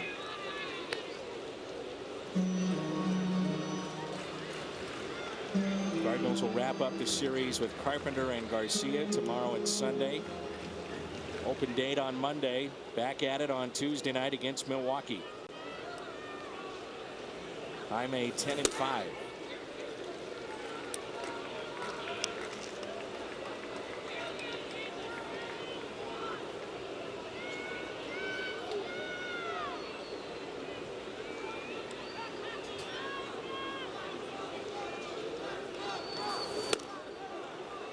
Bring that up, Al, because you feel pretty good about those 2 back-to-back. Sure. Carpenter and Garcia. Feel good about that. Westbrook is starting to feel a lot better about him.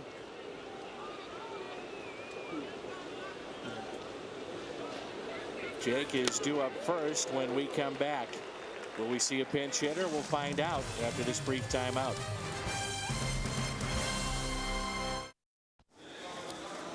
The Coca-Cola Deerberg's Willie McGee bobblehead night, and that'll feature the MVP of the 1985 National League season. Available to 25,000 fans, all ages, courtesy of Coca-Cola Deerberg's. Make sure you get your tickets. That'll go quickly at Cardinals.com. That's August 26th, a Friday night. Patterson stays in the game. Excuse me, Peterson stays in the game. Here's Corey Patterson pinch hitting.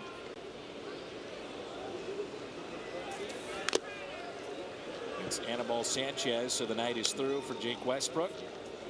Struck out 4 and gave up a couple of base hits. A warm, muggy night here in South Florida. Here's the 0-1 pitch.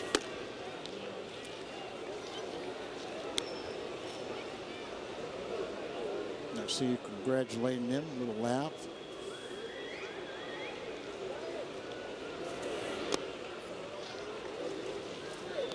Boston and New York playing tonight at Fenway. 2-0 Boston. The end of 5. San Diego a 10-4 lead on top of Pittsburgh in the top of the 6th.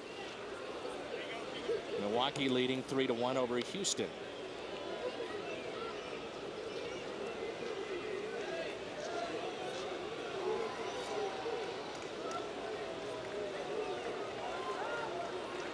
Here's another candidate for center field too, Al. If you feel that you need to give John Jay a break or split time with him. It's one of the reasons you picked up Patterson. He does give you some outfield depth. Yeah, they've got enough players to kind of move around, keep guys rested. And that's strike 3 call. Sanchez with 7 strikeouts. It's the Cardinals bullpen after 3 innings by Loesch last night that made it stick. 3 from McClellan and then a host of others to get the final 3 innings done. Mention the numbers for the bullpen. It's been very good as Mitchell Boggs Was up and throwing at one point last night, dealing with a back issue, but getting loose, and you would assume he takes over for the Cardinals in the bottom of the 7th inning. Rafael Furcal, then John Jay. Anybody reaches Albert Pujols. Furcal looks at his strike. He is 1 for 3 tonight. Grounded out to third. Popped out to third in a single. He slapped it the other way.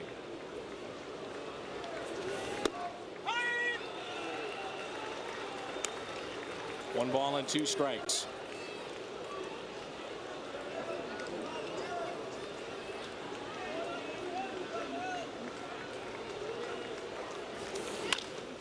Puts it in play to short, hustling down the line, and Bonifacio gets him by a couple of steps. 2 outs. That was an old days that play like that, he beat it out. He hadn't lost too much, but he has lost a little bit going down the line. John Jay 0 for 3, reached on an error, then left stranded.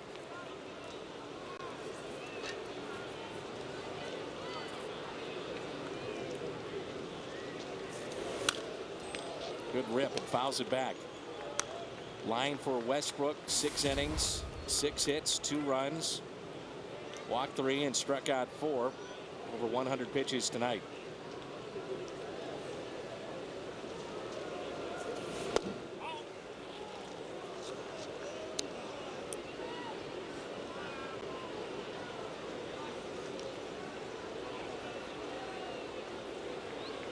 Here's a 1-1 pitch. 1-2.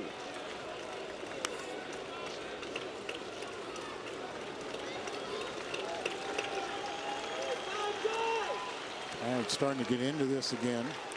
With John Jay's contingency to counteract it. Foul tip. By inning for Sanchez. He's at 96. And due up second. Coming up in the bottom of the 7th. Pretty consistent all night.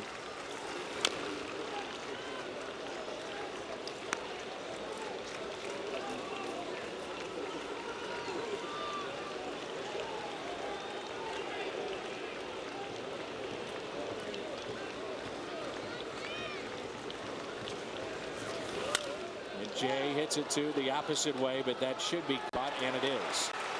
Morrison makes the catch. Time to stretch here in South Florida.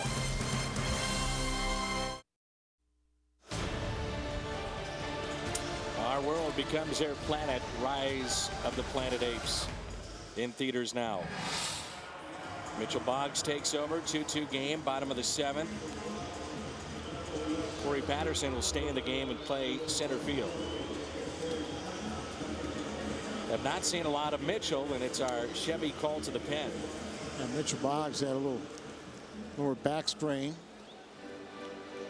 So he allowed a couple runs on Monday at Milwaukee. 38 strikeouts and 42 2/3 innings. Hyundai Fox Exmo cam is lift that leg straight up. Stiff back leg, come over the top. John Buck will be the hitter. First pitch grounded to short, and that comes up on Furcal. The go-ahead run is on.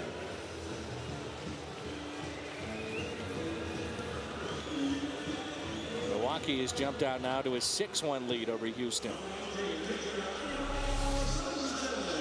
John Buck, if Rafael can get to this ball, and here it comes up on, goes over his glove, and with the bad hop base hit. Difference of a infield single, a bad hop, or having the first out. Sanchez staying in this game. Now he may be just up there to bunt, but Jack McKeon has talked about trying to extend his pitchers deeper into games, and this may be one of those cases tonight. Yeah, I'll tell you when you're coming out. Don't right. you tell me. And really, it's more, don't tell me with your body language. 2 strikes. Just like last time. He had 2 strikes, but was able to sacrifice 2 runners over.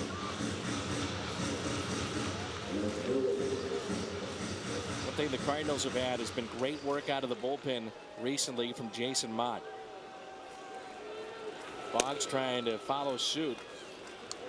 Last 18 appearances for Mott, which is 12 1/3 innings. 1 unearned run, and right-handers have hit 133 against him. So Mott has been very efficient lately, and let's see if Boggs can pick up where Mott has left off. Oh, up and in. Ball gets away. And it's 2-2. Get your attention after 2 Cardinals were hit last night, what we saw in Milwaukee as well. Tony just, whether it's his pitcher or the opposition, when the ball starts going up there, he gets very upset. And to the point, if you can't get the ball down or you can't pitch a man trying to sacrifice, sometimes he says you shouldn't be here. But obviously he knows Boggs should be here. Make sure you get the job done. Count runs full.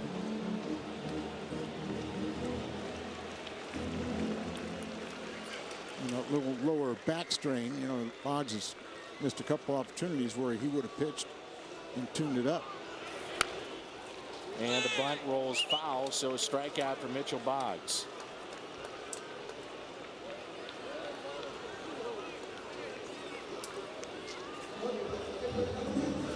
Take that.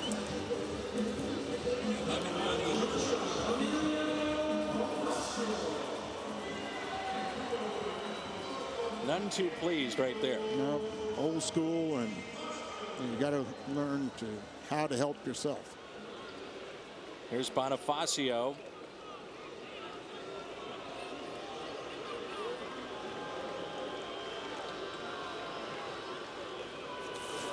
First pitch taken for a strike.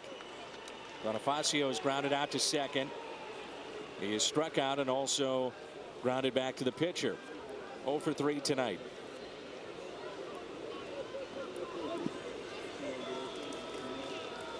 Descalso, the third baseman tonight, playing in, and that's fouled back. 97 on the gun. Boggs usually has movement with it. Crowd tonight, 19,303.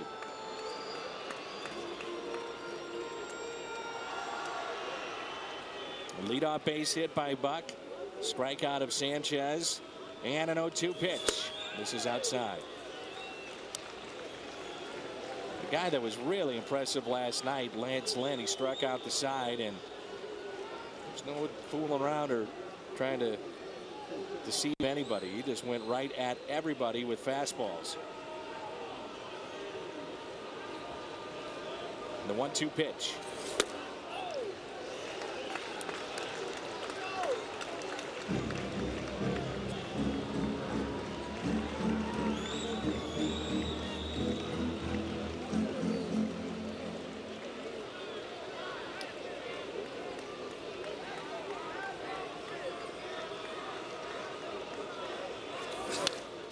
Foul back, will do it again.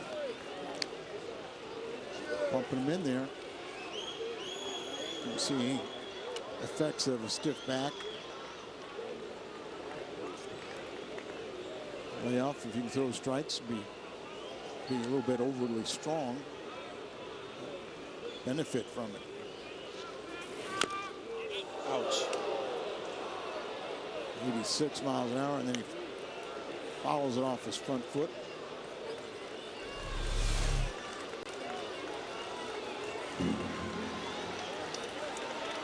His swing got hit. Front foot turns all the way to expose the sole of the foot. But there's really no padding if it hits right above that ankle or hits any place. It's going to hurt.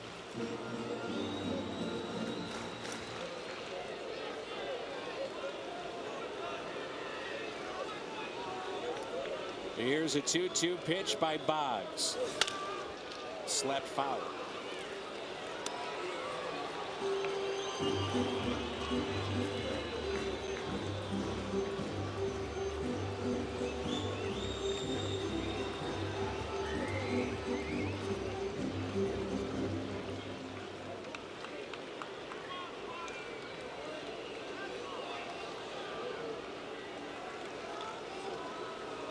2-2.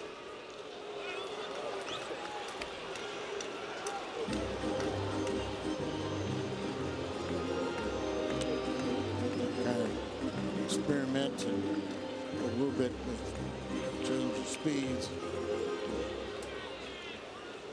But in my mind, you become a little more hittable.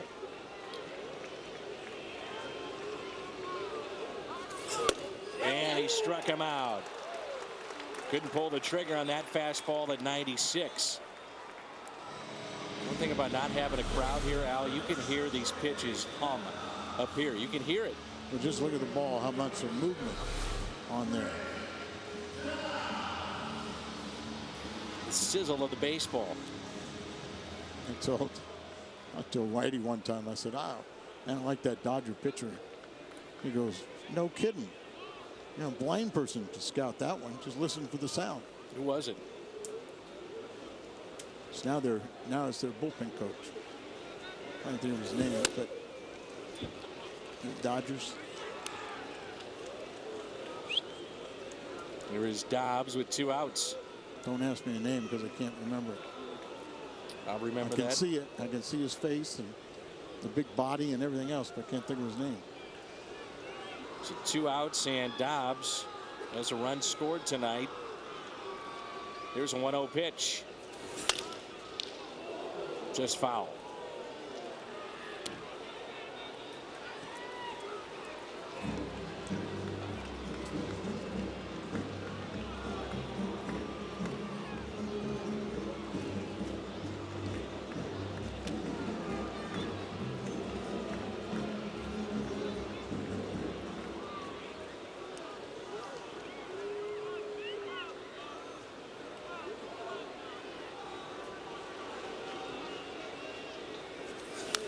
Foul back. Good rip at that one. Change the location. Or pitch, changes eye level. You thinking of Ken Howell? Yes, that's it. Kenny Howell.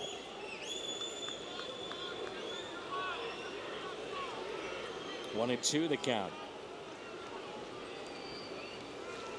With 2 outs and a runner at first. And a line drive into right, and the catch is made by Berkman. Takes the hit and RBI away. It stays 2-2, and Albert's coming up. Cardinals baseball is brought to you by Bud Light. The sure sign of a good time. Here we go. By Bank of America, where ATM deposits are as easy as an infield fly. No deposit slip, no envelope. With Bank of America, member FDIC. And by AT&T. Albert Pujols 2-2 game as we move to the 8th. Pujols, Holiday, Berkman. Nice play by Lance Berkman to end the 7th and keep us tied at 2-2. Yeah, get over there, track it down.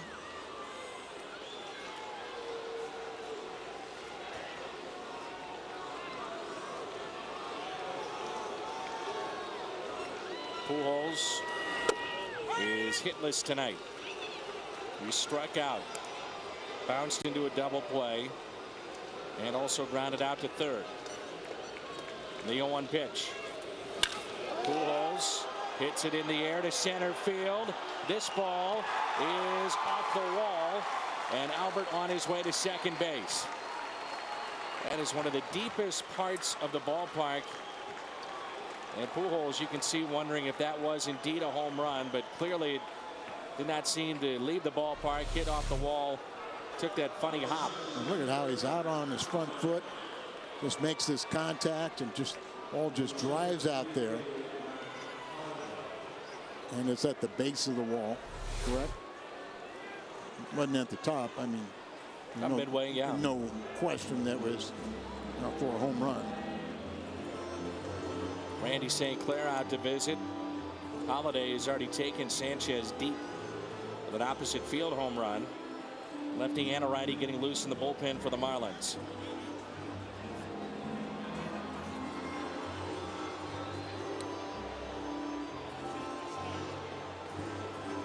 Dunn is getting loose.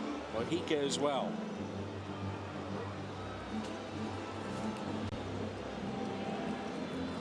Pitch count at 100 for Sanchez. Edward Mojica is 8-3 this season, all in relief. Club record for wins for the Marlins, 9 out of the bullpen. You see what Holiday has done here in the month of August.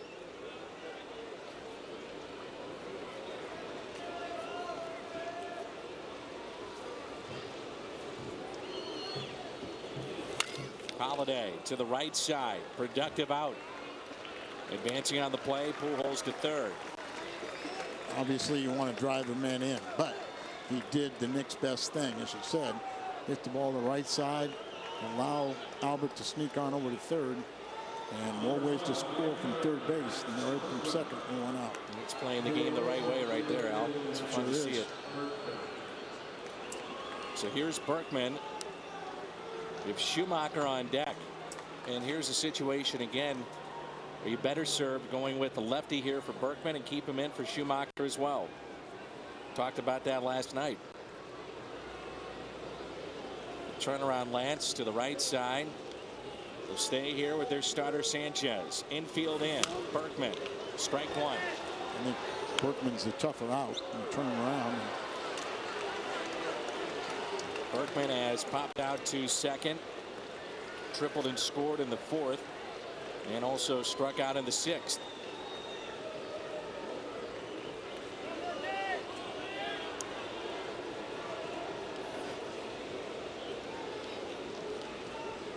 Oh, 1 pitch. Berkman pops it up. Long way to go here. It's slicing. It is foul.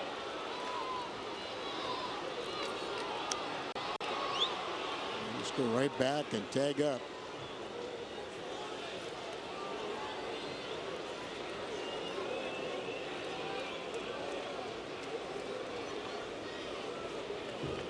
Sanchez and Freddie's pitched a heck of a game. Had the Cardinals a couple times ready to blow it open, and he's fought his way back.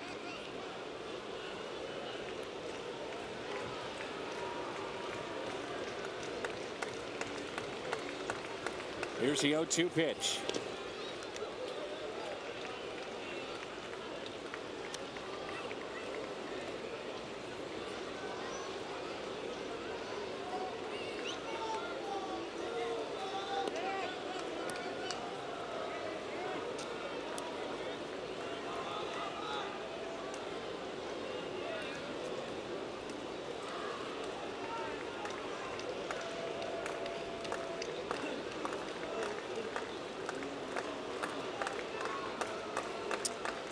On 1-2. Berkman looks at a ball down and in. 2-2. Hit a spot. He was trying to go in. Trying to go in, but we didn't do much as indication. He knew it was a ball and wasn't going to swing at it. Kind of get the feeling that I like Berkman's chances. And go back inside with the sinker. The 2-2. Berkman rips it into right center field. This ball will get down all the way to the wall. Pujols can walk home. Berkman has given the Cardinals a lead, 3-2 here in the 8th. Got that pitch up, and he just drove it out there to the 404 sign. Albert said could just walk on home.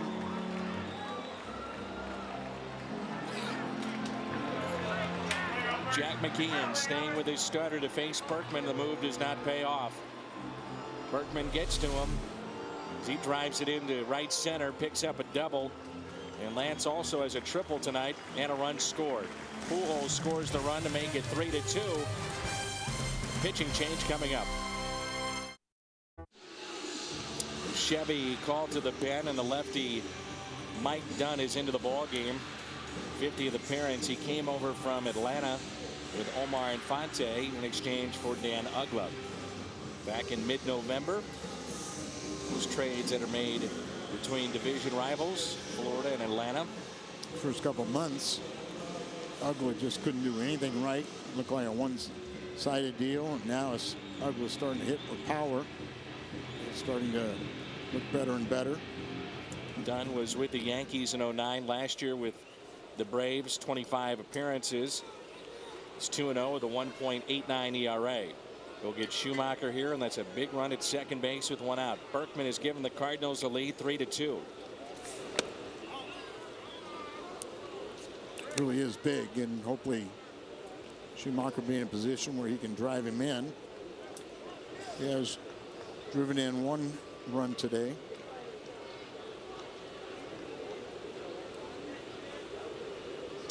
Schumacher is single in the second, a single in the sixth. Outside, 2-0. Talk about Skip, where his average is now with production that he's given the Cardinals. It's jumped up to 286 with a pair of hits tonight.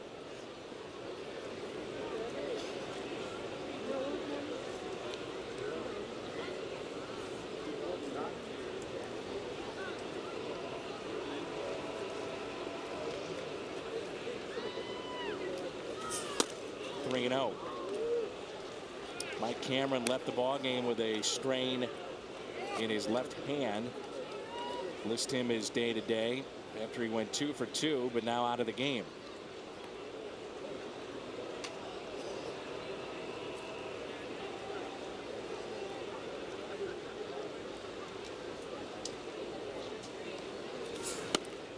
And there's a walk to Schumacher, and it brings in Gerald Laird.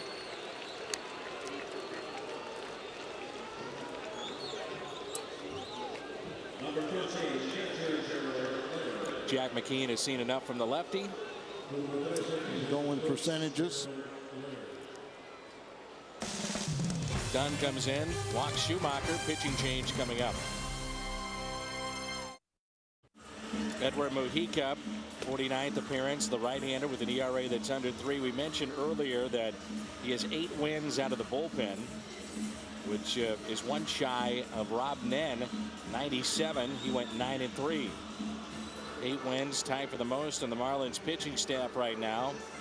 They lead all major league relievers. Marlins never had a reliever lead the team in wins for a season, but that may change here in 2011. Schumacher at first, Berkman at second. Just joined us. Berkman an RBI double to bring in Albert Pujols to give the Cardinals a 3-2 lead. Gerald Laird with an RBI single in the 4th. He's flied to right, also flied out to deep center. First pitch, good rip, fouled back. I was talking about the first batter, reliever faces is so key. And Mujica's been very good. He's retired that first batter 36 times out of 54 appearances. 0-1 pitch. 0-2. I'm sorry, that's 37 times out of 48 appearances. Only let 9 inherited runners score out of 34. Mujica picked up from San Diego with Ryan Webb in exchange for Cameron Maben back in 2010, and it was Maben who hit that home run opening day against the Cardinals in St. Louis. That was off of Ryan Franklin on opening day, and such a long season. Ryan no longer with us.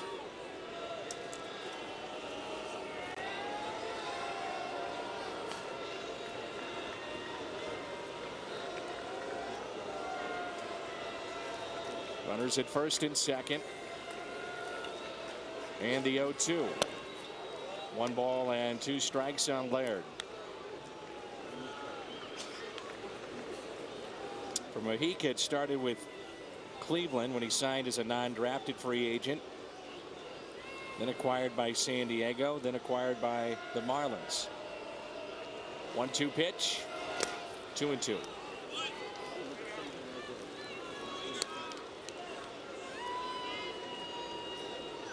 They played in San Diego and Florida. 2 pretty good spots. If you're a sun god, you get your sunbathing taken care of, right? You love it.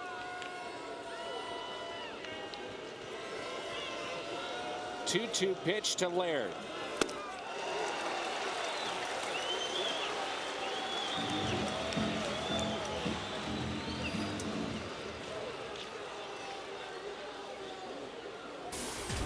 Cardinals as a team tonight have struck out 8 times. Missouri Lottery, Cardinals Live coming up after the final out here at Sun Life Stadium. And here's Descalso, is grounded out to second, lined out to right, and also struck out back in the 6th.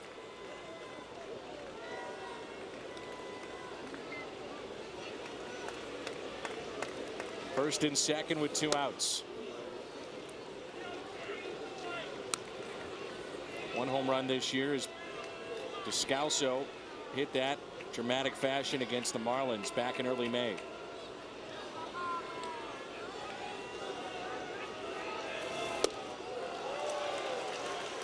Trying to do it again.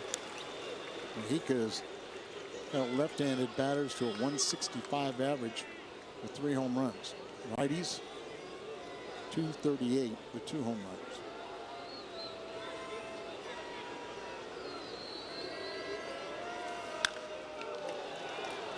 In the air, shallow center. Cardinals strand 2, but they pick up the lead. Lance Berkman an RBI double. 3-2 as we head to the bottom of the 8th. What a year it's been for Lance Berkman. Picks up his 74th RBI to give the Cardinals a 3-2 lead. Second inning of work for Mitchell Boggs. We knew that he was going to be important to the bullpen in the second half, and all the appearances, Gotel and Salas working hard. Get a second inning of work for Mitchell Boggs. Right-hander getting loose for the Cardinals in the pen. It's Mott. Yep, they may go back with him again if any kind of trouble starts here in the bottom of the 8th. It's Stanton, Morrison, and Sanchez. Anibal Sanchez, the starter for the Marlins, pitching into the 8th. He goes 7 1/3, 8 hits, 3 runs, all earned. 2 walks, 7 strikeouts, and he gave up a home run to Matt Holliday.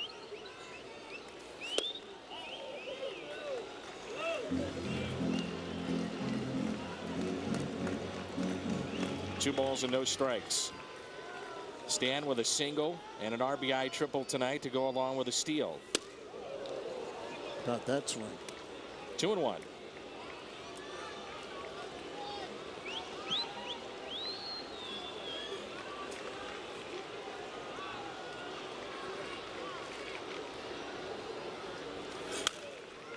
Two and 2.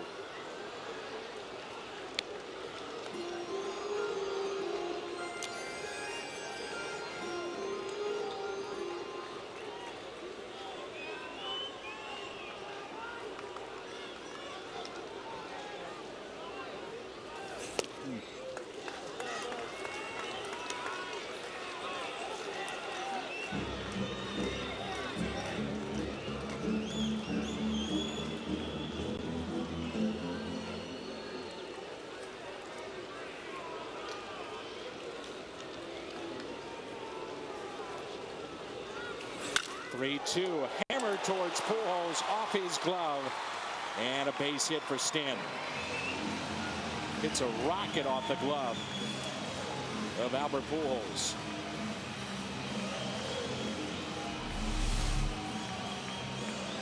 Not the time to miss it, and he only had a split second to react to it.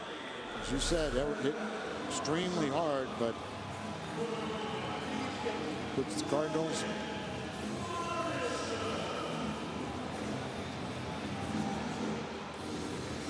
Tony out to talk, and now it looks like Jason Mott will come in.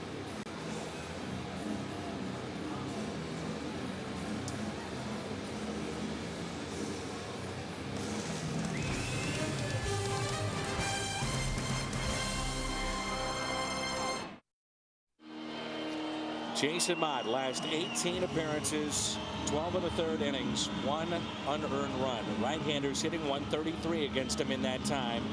His ERA overall has dropped to 2.08. And Tony La Russa calling on him one more time. Nobody out. And Morrison, the hitter, who's been on base twice with a pair of walks. Stanton at first with 3 hits tonight. Stay under control. Get too quick and you have trouble through strikes. Leo Nunez throwing in the bullpen for the Marlins.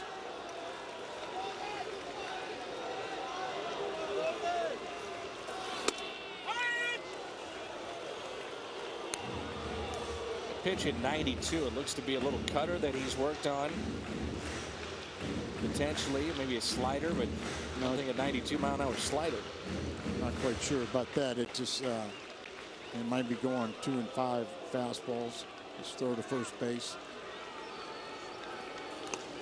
Marlins have been picked off tonight. That was Morrison who's at the plate. Back in the 5th inning.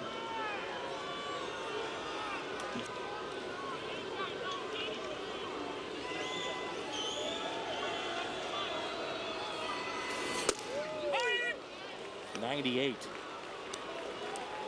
You can hear the glove popping up here. And you talk to some old scouts and they say, well, that means the ball is not moving. Just hitting the pocket perfectly. Sometimes you can't win, can you? You know, we always have a built-in reason why you didn't get something out. You get somebody out. And a ground ball slowly to the right side. Schumacher gets the lead man. Morrison saved at first. You always want to get that lead man. Keep him out of scoring position.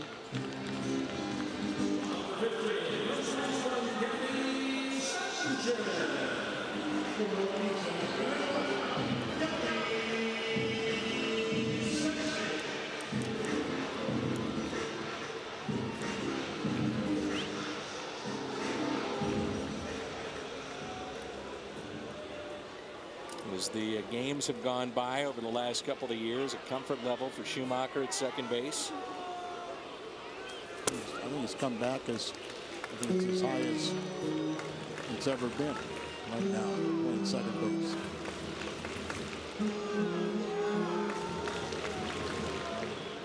Newer listeners, he's converted outfielder.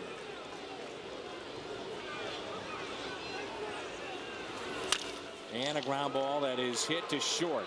Out at second. Nice turn by Schumacher, but Pujols couldn't pick it. And another big out. Quick turn that time by Skip. He's gotten a lot better with runners coming down, barreling down on him. Now holding his ground, avoiding the runner.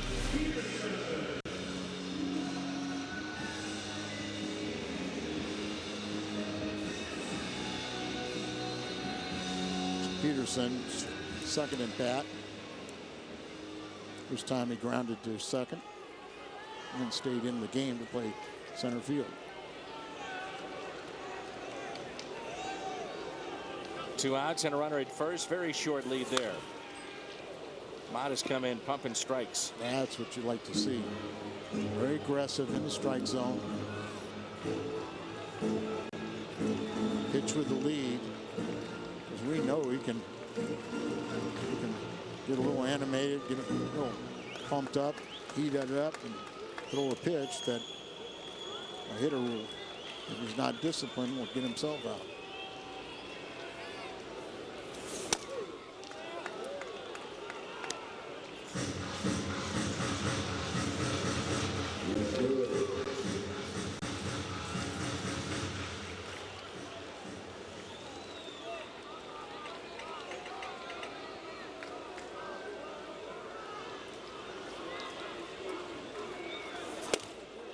One and two.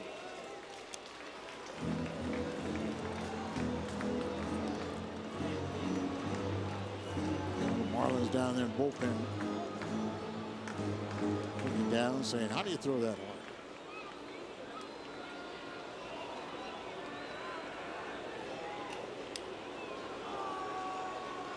Here's a 1-2 pitch. Misses outside, 2-2.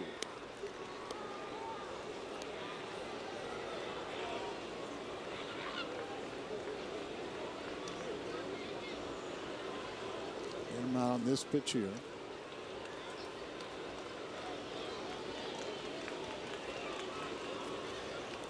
The 2-2 pitch. Got him. A strikeout from Mott. Great work out of the bullpen.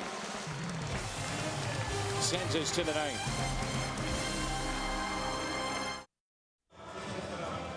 Cards lead at 3-2 as we go to the ninth in Florida. Coming up after the game on the post-game edition of Missouri Lottery Cardinals Live, Pat Paris, Cal Eldred are back in the studio. Cal breaks down Jake Westbrook's splits. Al will give out a hungo, plus we'll have Tony TV. A look at Tony La Russa, who's hoping the Cardinals hold on to this one, and we go back to the booth. And Dan and Al, guys. All right, Jim, thanks. And Tony La Russa and the Cardinals trying to make it 2 in a row against the Marlins. And this will be Cordy Patterson. Mujica, his second inning of work, and that's a ball. Underway here in the ninth. How about the job by Jason Mott, back-to-back nights? Problem is we might have to ask him, or somebody's going to have to get 3 more outs. That stays fair. Patterson is out.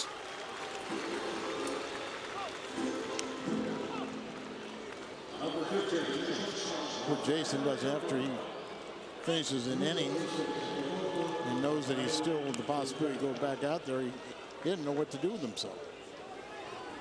He can't sit in that dugout. And Lance Lynn, we saw him strike out the side last night, getting loose.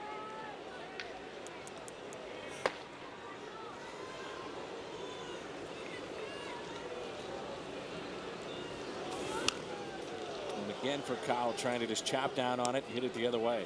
Or sometimes almost just throw the ball out in the shallow left field. Used to watch Matty Alou do that. I see him there showing bunt. And he rips it into deep right field. And that is off the base of the wall. For Kyle on his way to second, he'll stop right there. In this game, we're beginning to see some of the immense talent of Rafael Fakal. On a double, and it brings in Terrio. He can be a very electrifying player. Switch hitter, he's got great range, tremendous throwing arm, steal bases for you. Come up big in the clutch.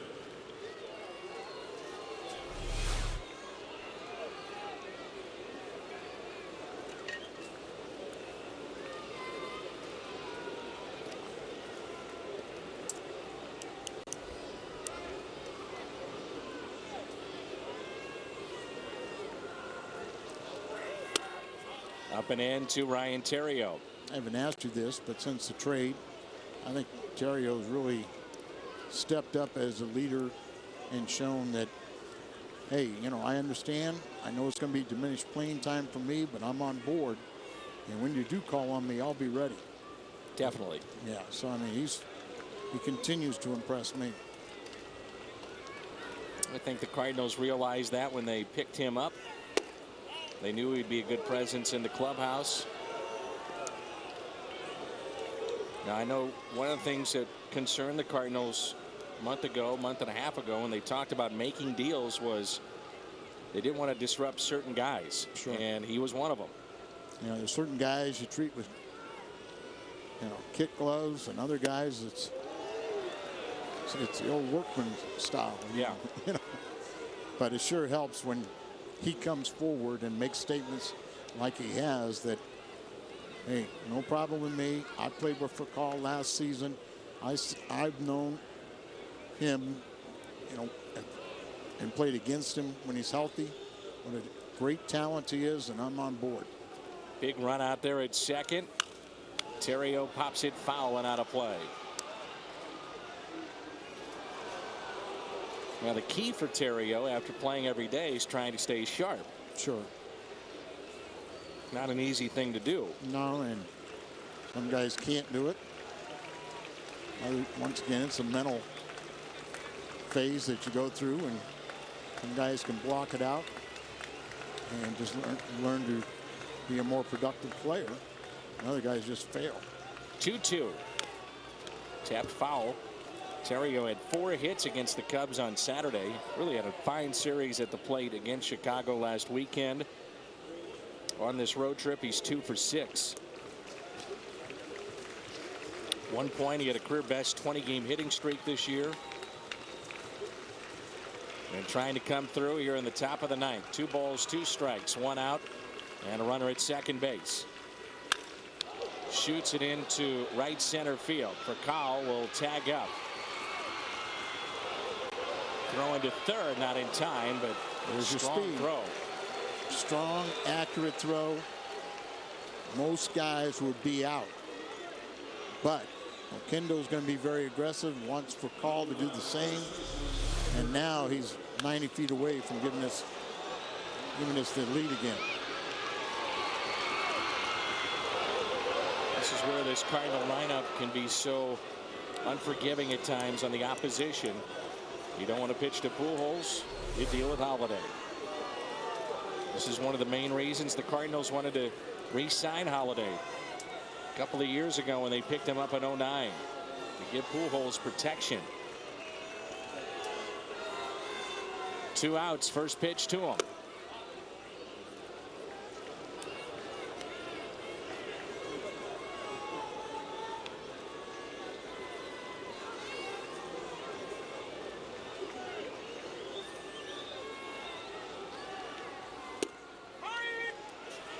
How many times you get a game like this and then it comes down to Albert,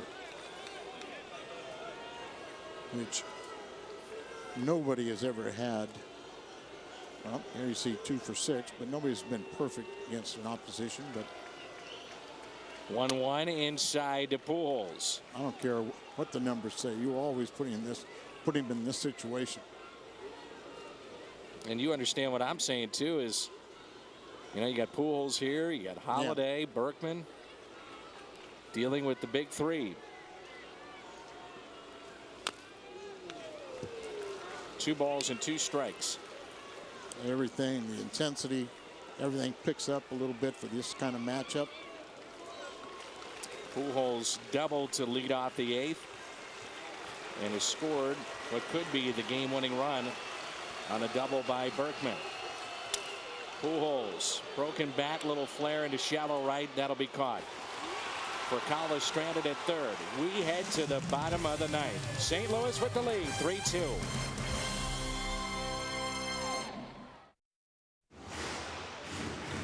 Here's Lance Lynn, save opportunity, and it's 3-2. St. Louis.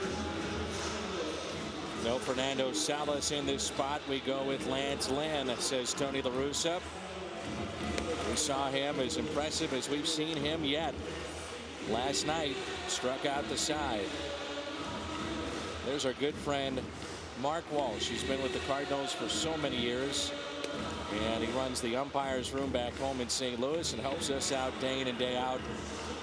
And truly is one of the terrific people in the Cardinals organization. His wife Angie back home. A couple of great kids. We appreciate everything that Mark does. Well, let's have a little fun. You know, sometimes, Al, guys like Walshy and Rip, Ernie, they become better friends with the players and the players with the players. Oh, sure they do. And they should. They should become very good friends. Players learn to count on them. Always with a smile. Good to see Mark Walsh with us.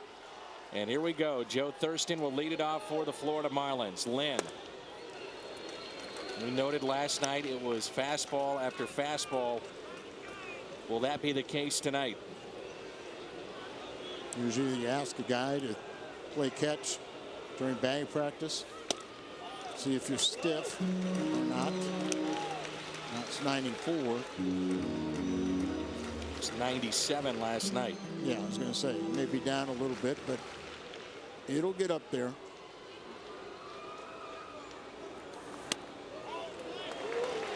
3-0. Sure, a lot of folks just like us during the break wondering why not Salas. He picked up save number 20 last night. Went an inning and 2/3.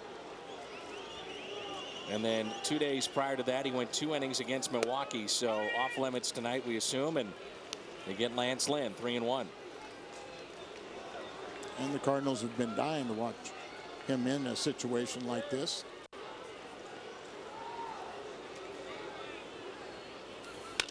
And a ground ball right side, base hit. It's one of the rare times that Pujols didn't go for it, and watching his reaction, just looking at his face right now, looked like he wasn't real happy with himself. Right, I think you're right. You see here, pulls it that way. Looked like if he would have taken 2 more steps. Look at it, look at his body language there, and jerk of the head, and it really does put the second baseman and pitchers in odd positions. But you know, he's a Gold Glove, multiple Gold Glove winner, and you know, he's done a phenomenal job. So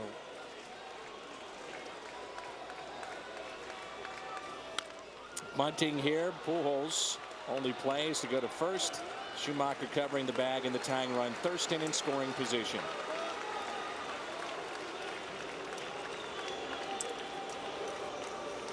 So the leadoff hit by Thurston. His first in his return to the big leagues tonight. Sacrificed by Buck. And this is Wise, who we saw pinch hit last night. Dwayne Wise. 216 with a double, 3 RBIs, 5 runs scored. 38 games since joining the club on June 15th. 4 for 12 as a pinch hitter.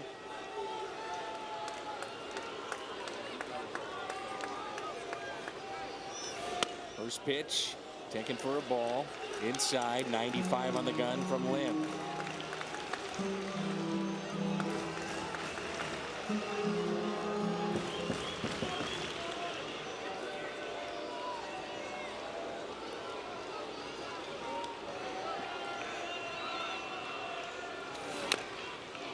One ball, one strike. Strike back. Make the hitter feel like he got cheated. Bad bat, foul tip.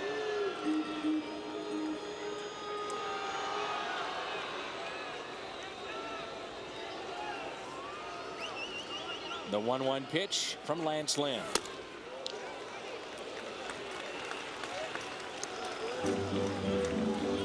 San Diego putting it on Pittsburgh tonight. Top of the 8th, 15-5 in favor of the Padres. Man, Ledward's going, what's going on? On the verge of losing their 8th straight. I mean, he couldn't score like that for him.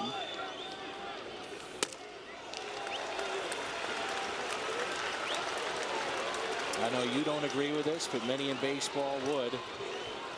The difficulty of being a closer, the difference of the last 3 outs as opposed to the others.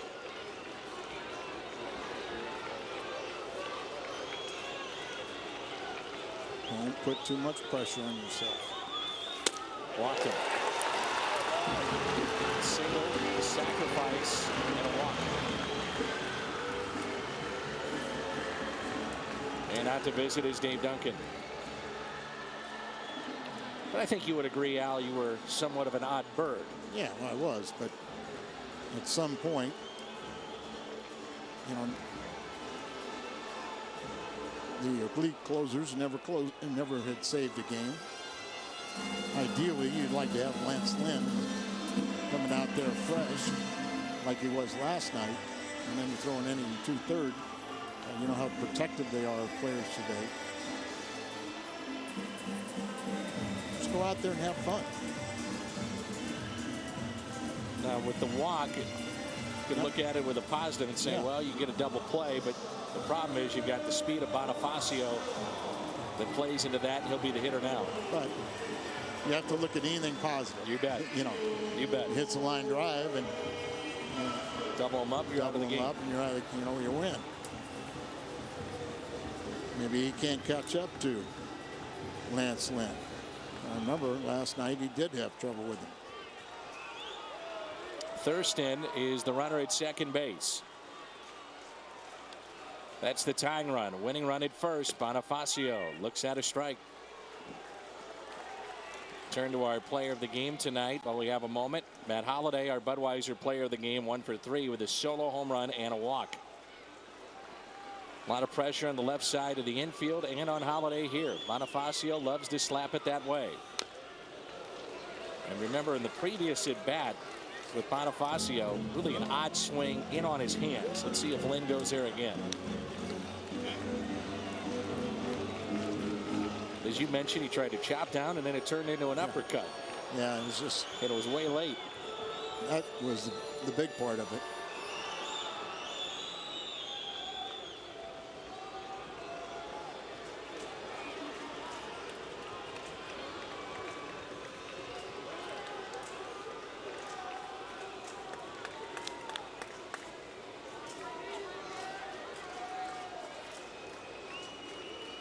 Here's the 0-2 pitch from Lance Lynn.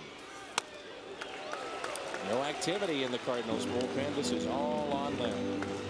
Well, one of the things you don't want him doing is looking down at the bullpen for help.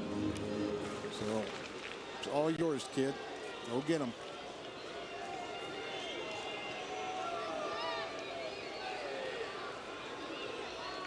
Fair or not, Tony's going to learn a lot about his mental makeup in this game.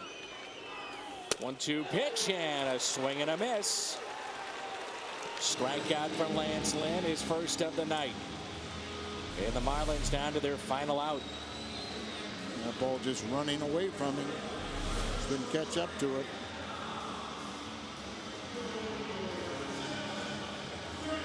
Here's Greg Dobbs. He has struck out, scored a run, flied out, and lined out to right. It's the play by Berkman, cutting a ball off and right that kept it tied, and then Berkman at the plate gave the Cardinals the lead. RBI double. Runners at first and second. 2 outs, bottom of the ninth. Off speed pitch taken for a ball. So what he's expecting, what he's accustomed to. Pinch hitter late.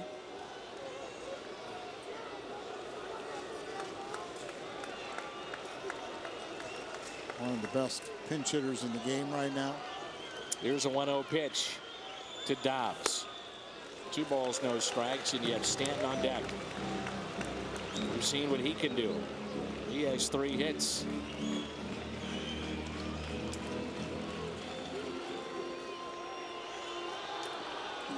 It's Thurston at second base.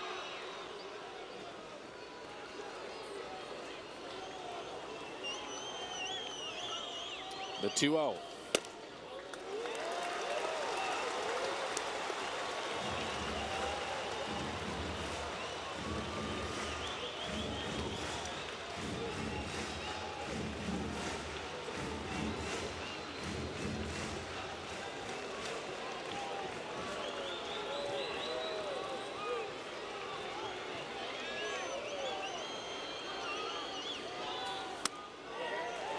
You talk about some pressure and finding out about the mental makeup of Lance Lynn.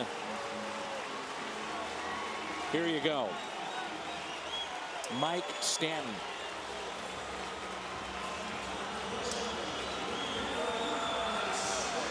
A base hit could win it. On their feet.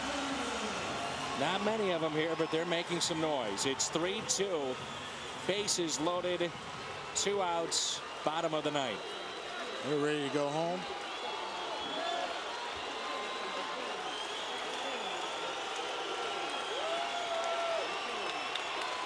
First pitch.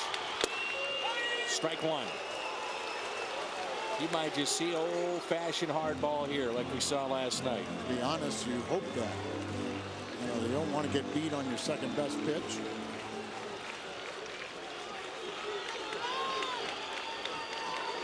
Three hits tonight for Stanton. The 0-1. Breaking ball. Taken low and inside. 1 ball, 1 strike. Trying to throw it up there. He's convinced him that he has a good breaking ball.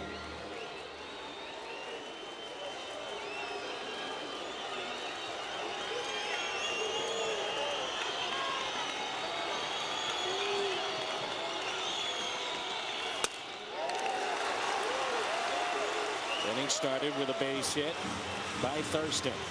Buck the sacrifice. Walk to Wise. Strikeout Bonifacio. Walk to Dobbs. Bases loaded.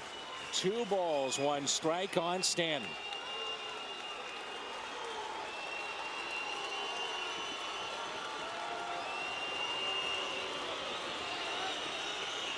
Here it comes.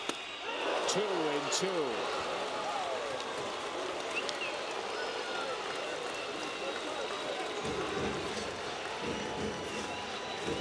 Stanton, last 18 games.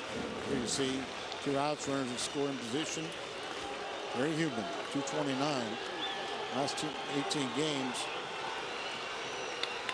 He's had the second most home runs since the All-Star break. 2-2. Got him. Cardinals win it. Lynn gets out of the jam, and the Cardinals pour onto the field. They've taken the first 2 against the Marlins. I'd say he passed his test. Big win for St. Louis. Good win. Need to put a few of these in a row. Take this series, and then really start a long winning streak. Strikeout for Lance Lynn. First time we've seen him show some emotion after this strikeout. Ball in on the hands of Stanton. The Cardinals win it.